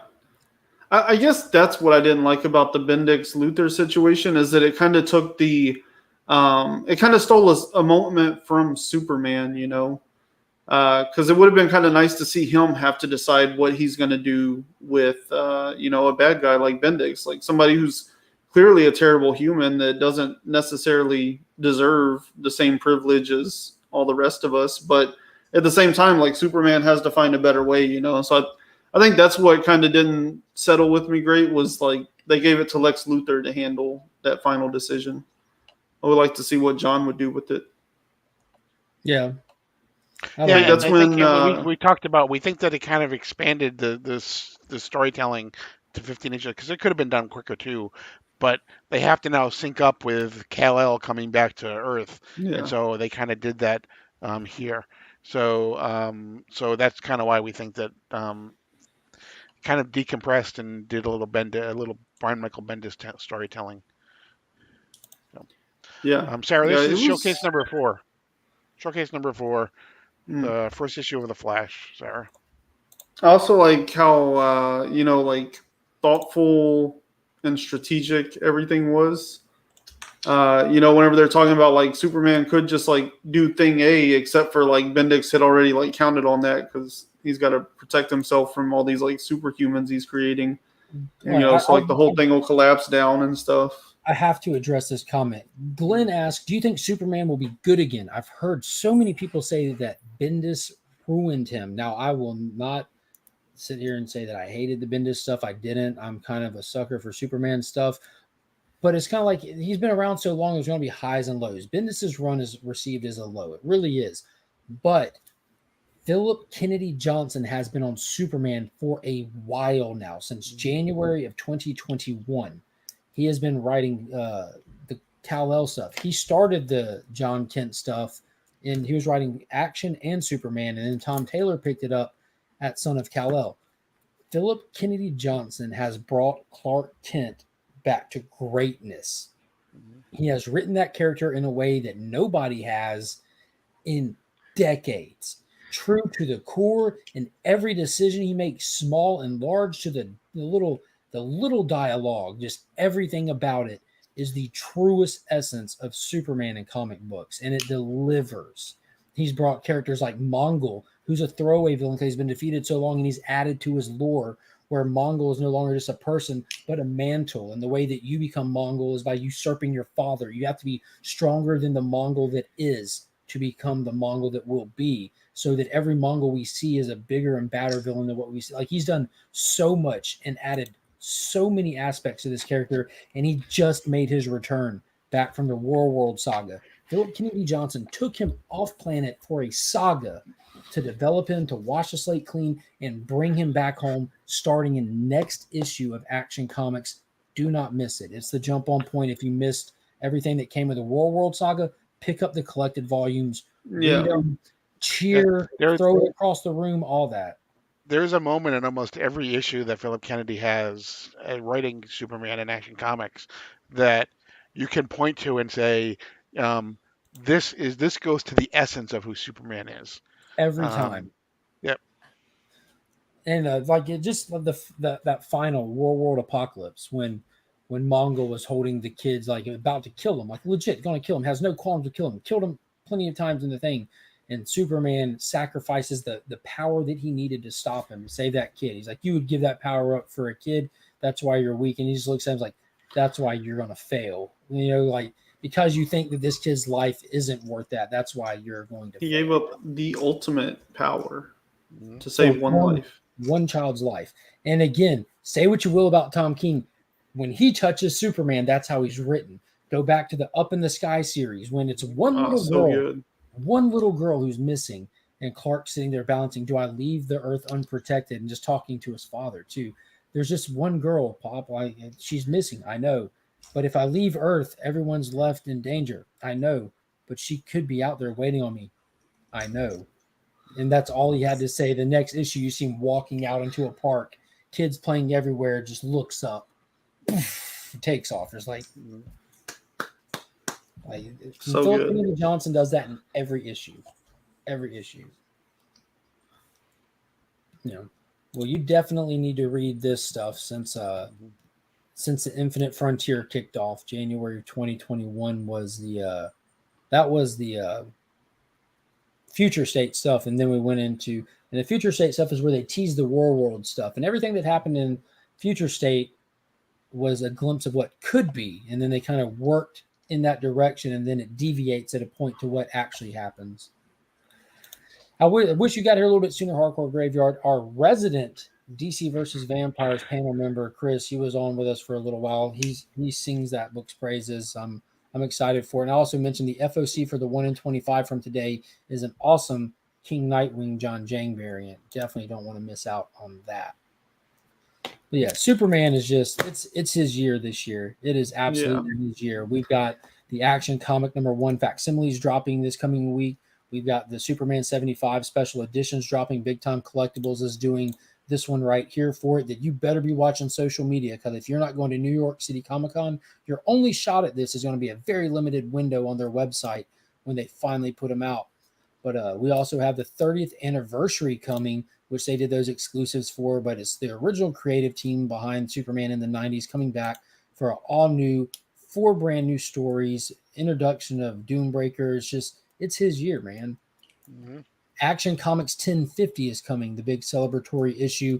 Numerous covers to choose from. John Jang cover B on it. Alex Ross doing an Action Comics 1 homage with a foil option. If you are a Superman fan, now is the time. Mm-hmm. See, I had these down for other stuff, but I had to put them back up. I'm just like, every day there's just more Superman news and stuff dropping. I'm like, yes. Can't stop. Won't stop. almost stopped, but I kept going. Jurassic Park, issue number 5 of 6. I really enjoyed this issue. This is just silly fun at this point. It was definitely fun. Juan Gideon, Daniel Warren Johnson, dinosaurs are the Justice League. It was fun. We have the Dark Side finally hatched. Yes, hatched. These are dinosaurs. In that last issue, he's flying around wreaking havoc. We got our heroes banding together to try to stop him. There's a wasted issue with that whole Superman finding his purpose moment. Like he had that whole thing, you have to protect my tribe, and his dad explaining to him, you have to protect the planet. And they set off to go stop Darkseid. Yeah. I feel like, well, I don't know where Paul sits on this one. I still just was like, it feels like it's trying to like cash in on some cheap moments, and I'm not really here for that. I thought like the Superman thing, like you just described, so stupid. Like the world is in danger, and he's just like, I'm gonna stay here and protect these humans. I was like, are you kidding me right now? And that's like, oh, it's so that he can go see his actual dad and like find out what his purpose is. Like, dude, he's Superman. Like, just let him do super stuff, you know? Like, I don't understand this. And then like father-son motivational moment that wasn't needed. You know? No, and exactly. Like it was really cheap. It was trying to cash in on your love for Superman's moments like that on other stuff and be like, oh, I can just shorthand this. And it's like, no, that's the thing you don't shorthand, because I felt nothing. And then the same thing, like Batman and Joker, like this is the point where like your Justice League's coming together and like Batman's supposed to be there, but instead like he's running off with this whole like Joker thing. It's like Joker's not even doing anything. He's not a threat in this. Like this is Darkseid is over here and Batman's more worried about Joker. Like, come on, Batman's this is dumb. Superman's over there, and this is the second to last issue. And then, like, half these characters aren't even in, like, most of these issues, to be honest. And then they're just like, you're going to feel things when you see the Justice League come together because we've done it so many times. It's like, no, you can't shorthand that. Like, I felt nothing whenever I saw, like, all those characters come together. It was like the only character that felt authentic in this issue to me was Wonder Woman. Wonder Dawn, yeah, she was awesome. No quit. She had no quit. Yeah.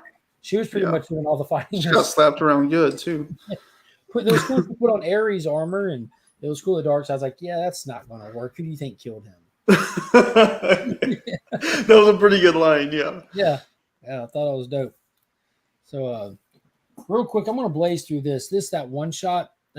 I highly suggest everyone to check out Stargirl. It's a phenomenal show. It's my favorite superhero show that's on right now, and this bridges the gap. It's the vacation, because it was between school years, and the new season starts off, and you see the family returning from vacation. They're on that vacation in this issue where they run into an old JSA villain who's a little misunderstood and everything, but we get a crazy cool little appearance of Magog at the end, and them touch on the possibility of multiple Earths inside the Justice Society stuff here, which I thought was really dope. Magog being the big guy from Kingdom Come, who was really brought into continuity later during Jeff Johns' 2007 run of Justice Society of America. And if you know, Jeff Johns is heavily involved in why Stargirl is such a good TV show. This is his passion project. And for them to put that in that book, I'm thinking maybe, just maybe, he could show up in a show, even though they came and went. But there was a cool little splash page of all these people fighting in this multiverse in there. It was just really cool. It's all the tie-in stuff. I liked that it was in the book and not in the show, if that made sense. Keeping the show clean and tight. Yeah, all of those Earth Prime one-shots that they did, I thought were pretty good. And, you know, the one they did with the Flash, supposedly it actually ends with, you know, to be continued in season 9. So I want to go back. Did they do one for Superman and Lois? They did. I want to go back and grab that if they have the photo variant. I love these photo variants. They did 4 of them. They did Legends of Tomorrow, Stargirl, Flash, and Superman and Lois. Yes. That's why it is a passion project. Mm-hmm. So Courtney Whitmore is the way that he remembers his sister. That's why anything that he touched JSA is absolutely god tier comic writing, and that's why this show is so ridiculously well done. It can have a low of a budget as it has, being on the platform it's on, and still perform and hit every note better than anything that you see on Disney Plus. It's insane. And going back to the JSA run that you said where he brought in Magog, he was also smart enough to tie in Alex Ross because he actually had him not only doing the covers, but he also had him doing some of the interior art as part of the whole Magog storyline as well. Kingdom Come was the name of the storyline with that, where they usher in Earth 22 as canon. Superman from Kingdom Come gets brought over, and it was really good. Magog was a beast too. Like, he was a savage. He's like an ultimate soldier. But what issues are the War World arc in for Supes? So, there's a lot. It's a literal saga. It just ended 2 weeks ago with a one-shot called Superman War World Apocalypse. I think Ryan's looking up what was the first issue. If you go back 15 issues, that's the best way to bookend it. 15 issues, because the first issue of the War World Rising started the week that the month Superman Son of Kal-El issue 1 dropped, because it's been running at the same time as this. They split War World story arc and this. Yeah, so it's like 1034 or something like that, or Action Comics. 1029 through. Okay. Well, 10. Yeah, I think it starts at 1029. It really starts when the Philosians crash in before. Remember when they crashed in that epic issue of Action Comics? Mm-hmm. When they crashed, you had some escapees from War World crash land on Earth, and that's how Clark found out about them. Although, didn't Grant Morrison also touch on all this in his Superman and the Authority issue as well? Yeah, that's Superman like the next little segment. Superman and the Authority was a 4-issue miniseries that Superman gets the gang together that he takes to War World, and it actually touches on how he's been running on limited power since the events of Death Metal happened. Something's been off. Yeah, it's 100% in Action Comics. So just go back and read from Future State. So really, Jennifer, March 2021 to now. Yeah, I mean, if you're really into like single issues, then you're gonna want to start at like 1029 or so. Yeah, that seems to be the beginning of it. On shelves, though. I was gonna say, if you're into collected stuff, though, I would almost say wait for like a full collection. Yeah, I can't imagine they're not going to put that into one single tome. I don't know if the UK has the DC Universe app or not. I know I'm learning that there's different availability at different places, but you should be able to read a hefty portion of it on there. Like everything, mine is probably like the 3 to 4 most recent issues. By the time you get through all that, they should be available. It's a couple of months behind, but everything comes out on schedule just a couple months after it hits shelves, giving those sales numbers time to happen first.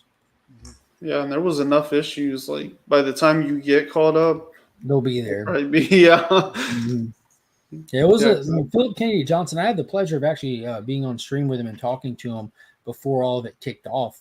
And he said that he's not. This isn't a mini series. This isn't a story arc. This is going to be a saga, and he delivered. He absolutely delivered.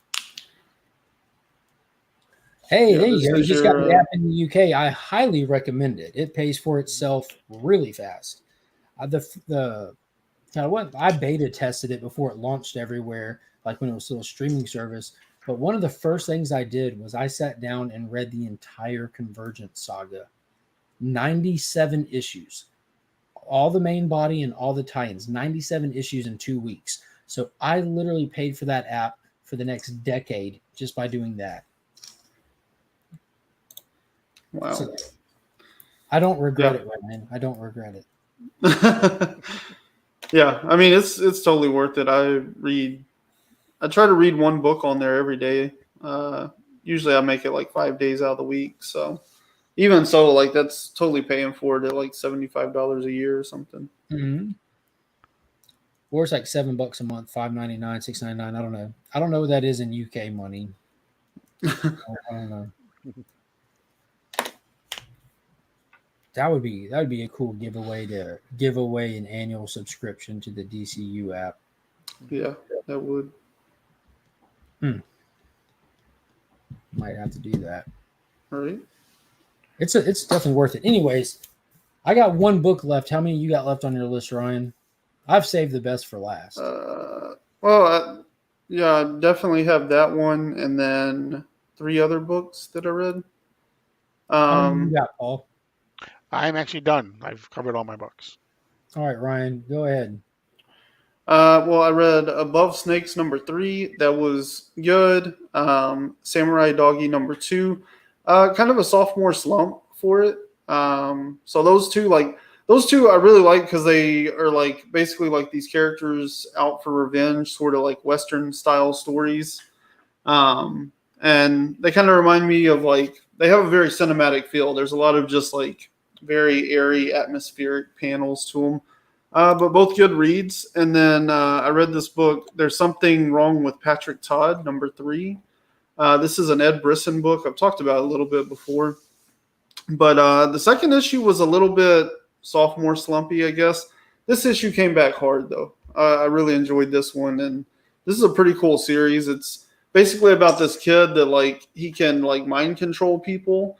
And so he basically does, like, the tropey thing of, like, he finds people worse than himself and makes them do, like, really bad things. So he'll, like, have them go rob a bank and then go to the police and, like, confess, what they've done that's bad, like, rapists and stuff like that.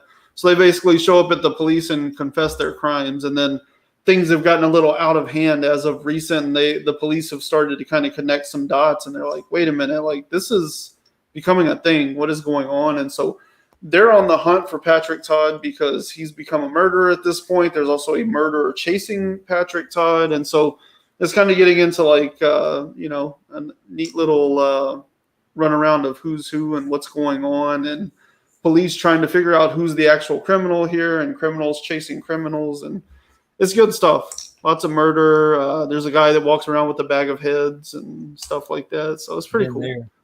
Yeah. But I mean, we're waiting on the last big book of the evening. The big book. The big book. Paul, you're not reading Bio Powerbomb? I am, but I haven't read the last episode. Oh my god! I haven't read issue 4 That almost yet. makes it hard to Issue talk 3. about. No, go ahead. Like I said, It is through this last page, man. I was literally like, and Paul, you're privy on wrestling too. So this issue is just gonna slap. You're like, Okay. hell yes. Mm. So yeah, Trev, the best. The best. Like, it is so damn good. This is Daniel Warren Johnson's. Like, I would have told you, like, he doesn't miss. Like, Murder Falcon put me on to Daniel Warren Johnson. I have shared that book with everyone I've talked to that I care about. That I'm like, I gifted copy away. That same copy I gifted has now been remarked by Daniel Warren Johnson and is still being gifted, because it's a book that, like, when you read it, it's so damn good that you're incapable of keeping it. Like, you literally can't keep it. Like, I love this so much. And the first person you talk to that hasn't read it, you're like, take this. Take my copy and read it. So it's gone from Digger Jim to Brother John to Circumstances. And the fact that it's picked up a remark along the way in the signature is just fantastic. And I was there at Heroes Con this year for that event. It was fantastic. But I'm already feeling like I like this one even more somehow. I don't know how, but the over time, he's gotten better with his artwork. Some of this panel work is so damn smooth. This is focused on like a supernatural wrestling competition where our primary character and supporting character get pulled into this event by this supernatural necromancer who is basically Napoleon on his prison island, and he puts on these wrestling events from across the cosmos to keep himself entertained. On this island, wrestling is real, and on all these other worlds, wrestling is real. Only on Earth is wrestling a scripted event, but this issue lets you in on a reminder that it's only so scripted, and that's what I thought just was like the big pie-yow moment at the end. So we get Lana and Scorpion Sun wrestling it out, like fighting it out. We get introduced to their opponents in the beginning, so the structure of this book was fantastic. It gave weight to their opponents, that they're actually fighting for the sake of the entire cosmos. So their opponents are from the kingdom that beat the necromancer in the war that was addressed earlier on. and they're there because they want their primary soldier back, the only one that actually can end the necromancer, because he's still alive. He's still a bane to their existence. So if they can win his tournament, they can bring back their ultimate warrior, pun intended, and end the necromancer forever. So you have our main character fighting for her mother and their opponents fighting for the universe. Mm-hmm. And they still have to lose to our main characters. You're like, this is nuts. The fight is just insane, highly dynamic, action-packed, blood and guts. It was dope. And then they do 2 montages in this, and they're so well done. It's literally like montage, and then they just like all the panels, you know. It was so good. And then after they win the matches, they're licking their wounds, walking out. You get the bombshell dropped on you that her uncle that we've been introduced to, that she confides in, is actually there too. He's like, yo, you think you're the only one that caught invitation? And he just gets wrecked. Absolutely wrecked in the ring by these big bad opponents. Like the Cobra Sun identity reveal was like fire, right? Like that was such a good way to do that. But then to pull it off twice with the same weight, like as soon as they revealed that, I was like, what? Like he got me twice with the same move? Are you kidding me? Yeah. Like, man, I did not see that coming. So her uncle gets in the ring, fights these characters that they introduced when they did the big panel introducing all of the opponents, and they're brutal. They just go in there, they beat them down, they get the win, they keep fighting after the pin and break her uncle's neck. And we find out that the necromancer does have the ability to heal people and this and that. And the whole time they're like calling, he needs to be disqualified. They did this after the bell, and the necromancer's like, yeah, it's terrible, right? Yeah, I know. And he's just feeding on it. He loves the drama. He's just getting the views, like total promoter. Like it's so spot on. And then finally, Scorpion Sun's like, that's it. They want real. We'll show them how real we get. And you turn the page, and he's sitting there with the barbed wire bats, the chairs, like he's doing the hardcore barbed wire wrap chairs, like bro, like he's got a bag with 2x4s with nails in them. I'm sure he's got a bag of thumbtacks somewhere in there. The whole hardcore. He has a bunch of the light tubes and stuff. Yes, like he has everything. Yes. And it's in that moment, right? Like I never once even thought about this. I'm like, man, these matches are so brutal. And then when you turn that page and see everything that he has in that bag, you're like, it's about to get. I never even once was like, oh yeah, there's no like tables and ladders and chairs in this yet. Like, oh god. That moment, like I read this at work because on Thursdays when I'm lucky, I can run to the LCS and get my Wednesday books. I read it at work and I'm just sitting there like, yes! And my boy's like looking at me like, you should read comics. You know, I don't know what else to tell you. Yeah. But man, it was so damn good. Read of the week, hands down. Hands down. The amount of story and information that was in this issue is just like insane. I was like, okay, cool. Like, I have got enough out of this issue to justify it, you know? And then it's like, oh no, you're only like halfway through the book. I was like, what the hell? Like, how much more can there be? And there's just like so much in there. Oh man, it's good. And I just want to point out that his ability, the panel to panel work and his stuff is just, he is developed. The leg panel, right? You talking about the leg drop? Well, whenever whenever they do the leg drop, right, and the leg is like cutting the panel, and they're trying to like get back, and there's like literally something like blocking the like. Come on, man! That panel work. Oh, how fluid these matches look, like how dynamic they are when you're following it. You feel the motion of them wrestling. Like you'll see someone crawling up the turnbuckle, but then the next is just a close up of their feet coming off of it. It's just. I don't know, like he's got like, you know, Kirby was big on like the crazy perspectives and stuff and all that. Like he's got that in here. Like it just delivers so much energy and so much movement. Yeah. Yeah, it's tough. The only book I've ever had to read when I get my hands on it. Yeah, it's phenomenal. Yeah, that's one of those like you sit in the parking lot and read it before you even leave the shop. Yeah. But that was the last one that I had to say the best for last. I do want to go ahead and show off. I pulled these. This is what's going to be going in the September Legion Loot giveaway. So the monthly giveaway for the channel members. For those that don't know, I do have channel membership over here, and I use it to buy awesome stuff and give back to the channel members.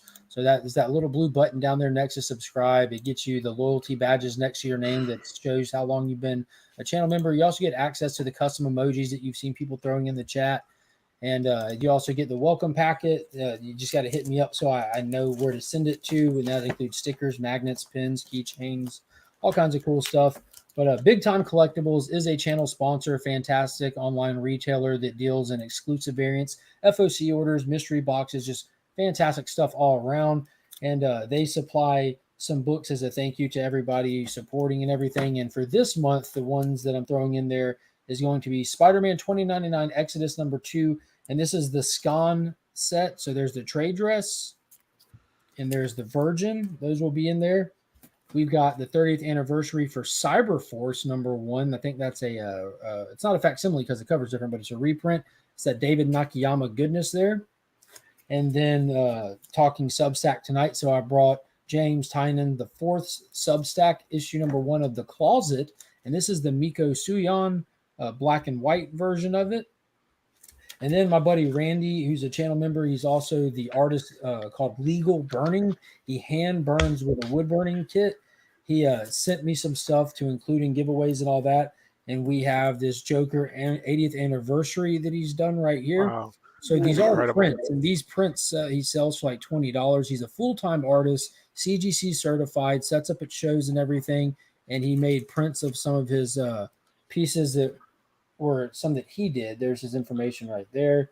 There's an awesome Azrael Batman on the back there. And then this is the Joker Year of the Villain #1 that he did with Heath Ledger on there with the minimal color. And the color of it is not sepia. It's literally burned on there. And for his prints that he did do the certificate of authenticity. They are numbered and all that good stuff. And they are numbered on the front as well.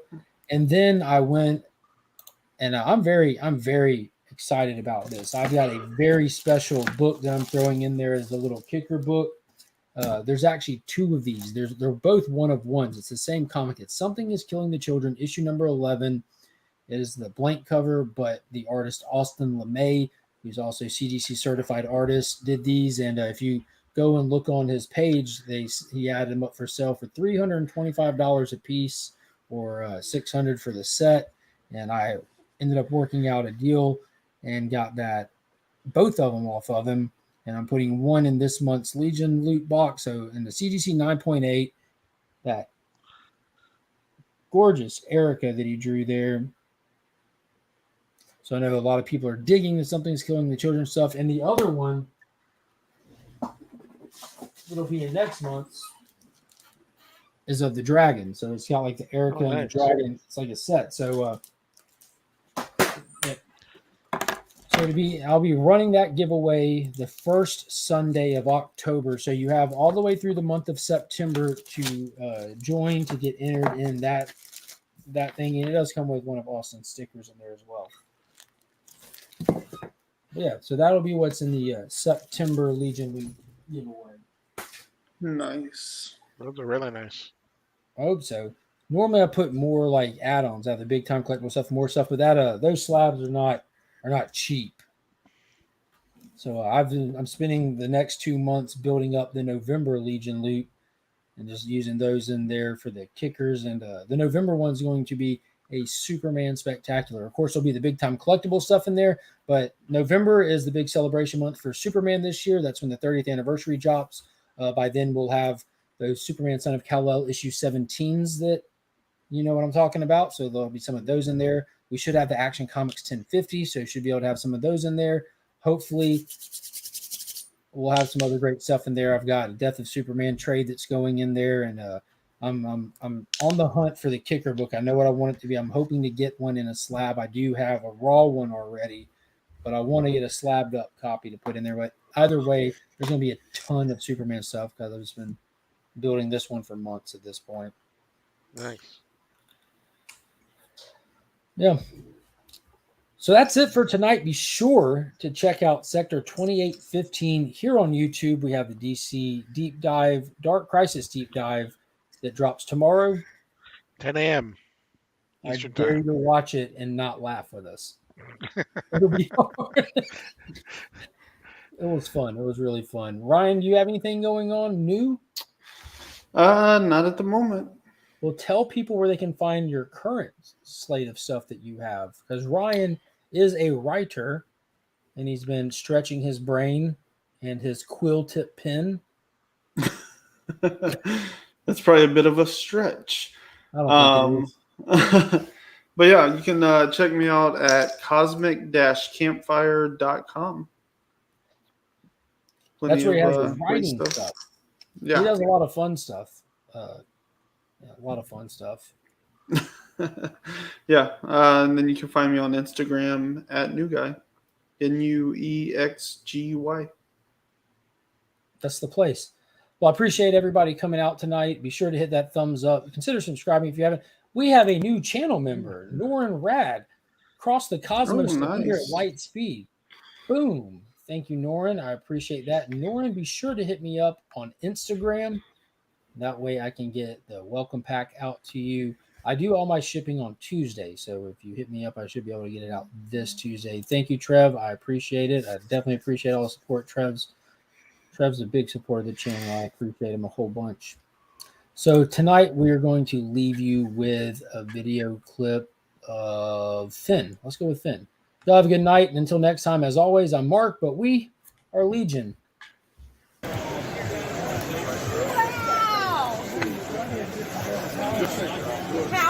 Whoa, you're the real Power Ranger, Finn.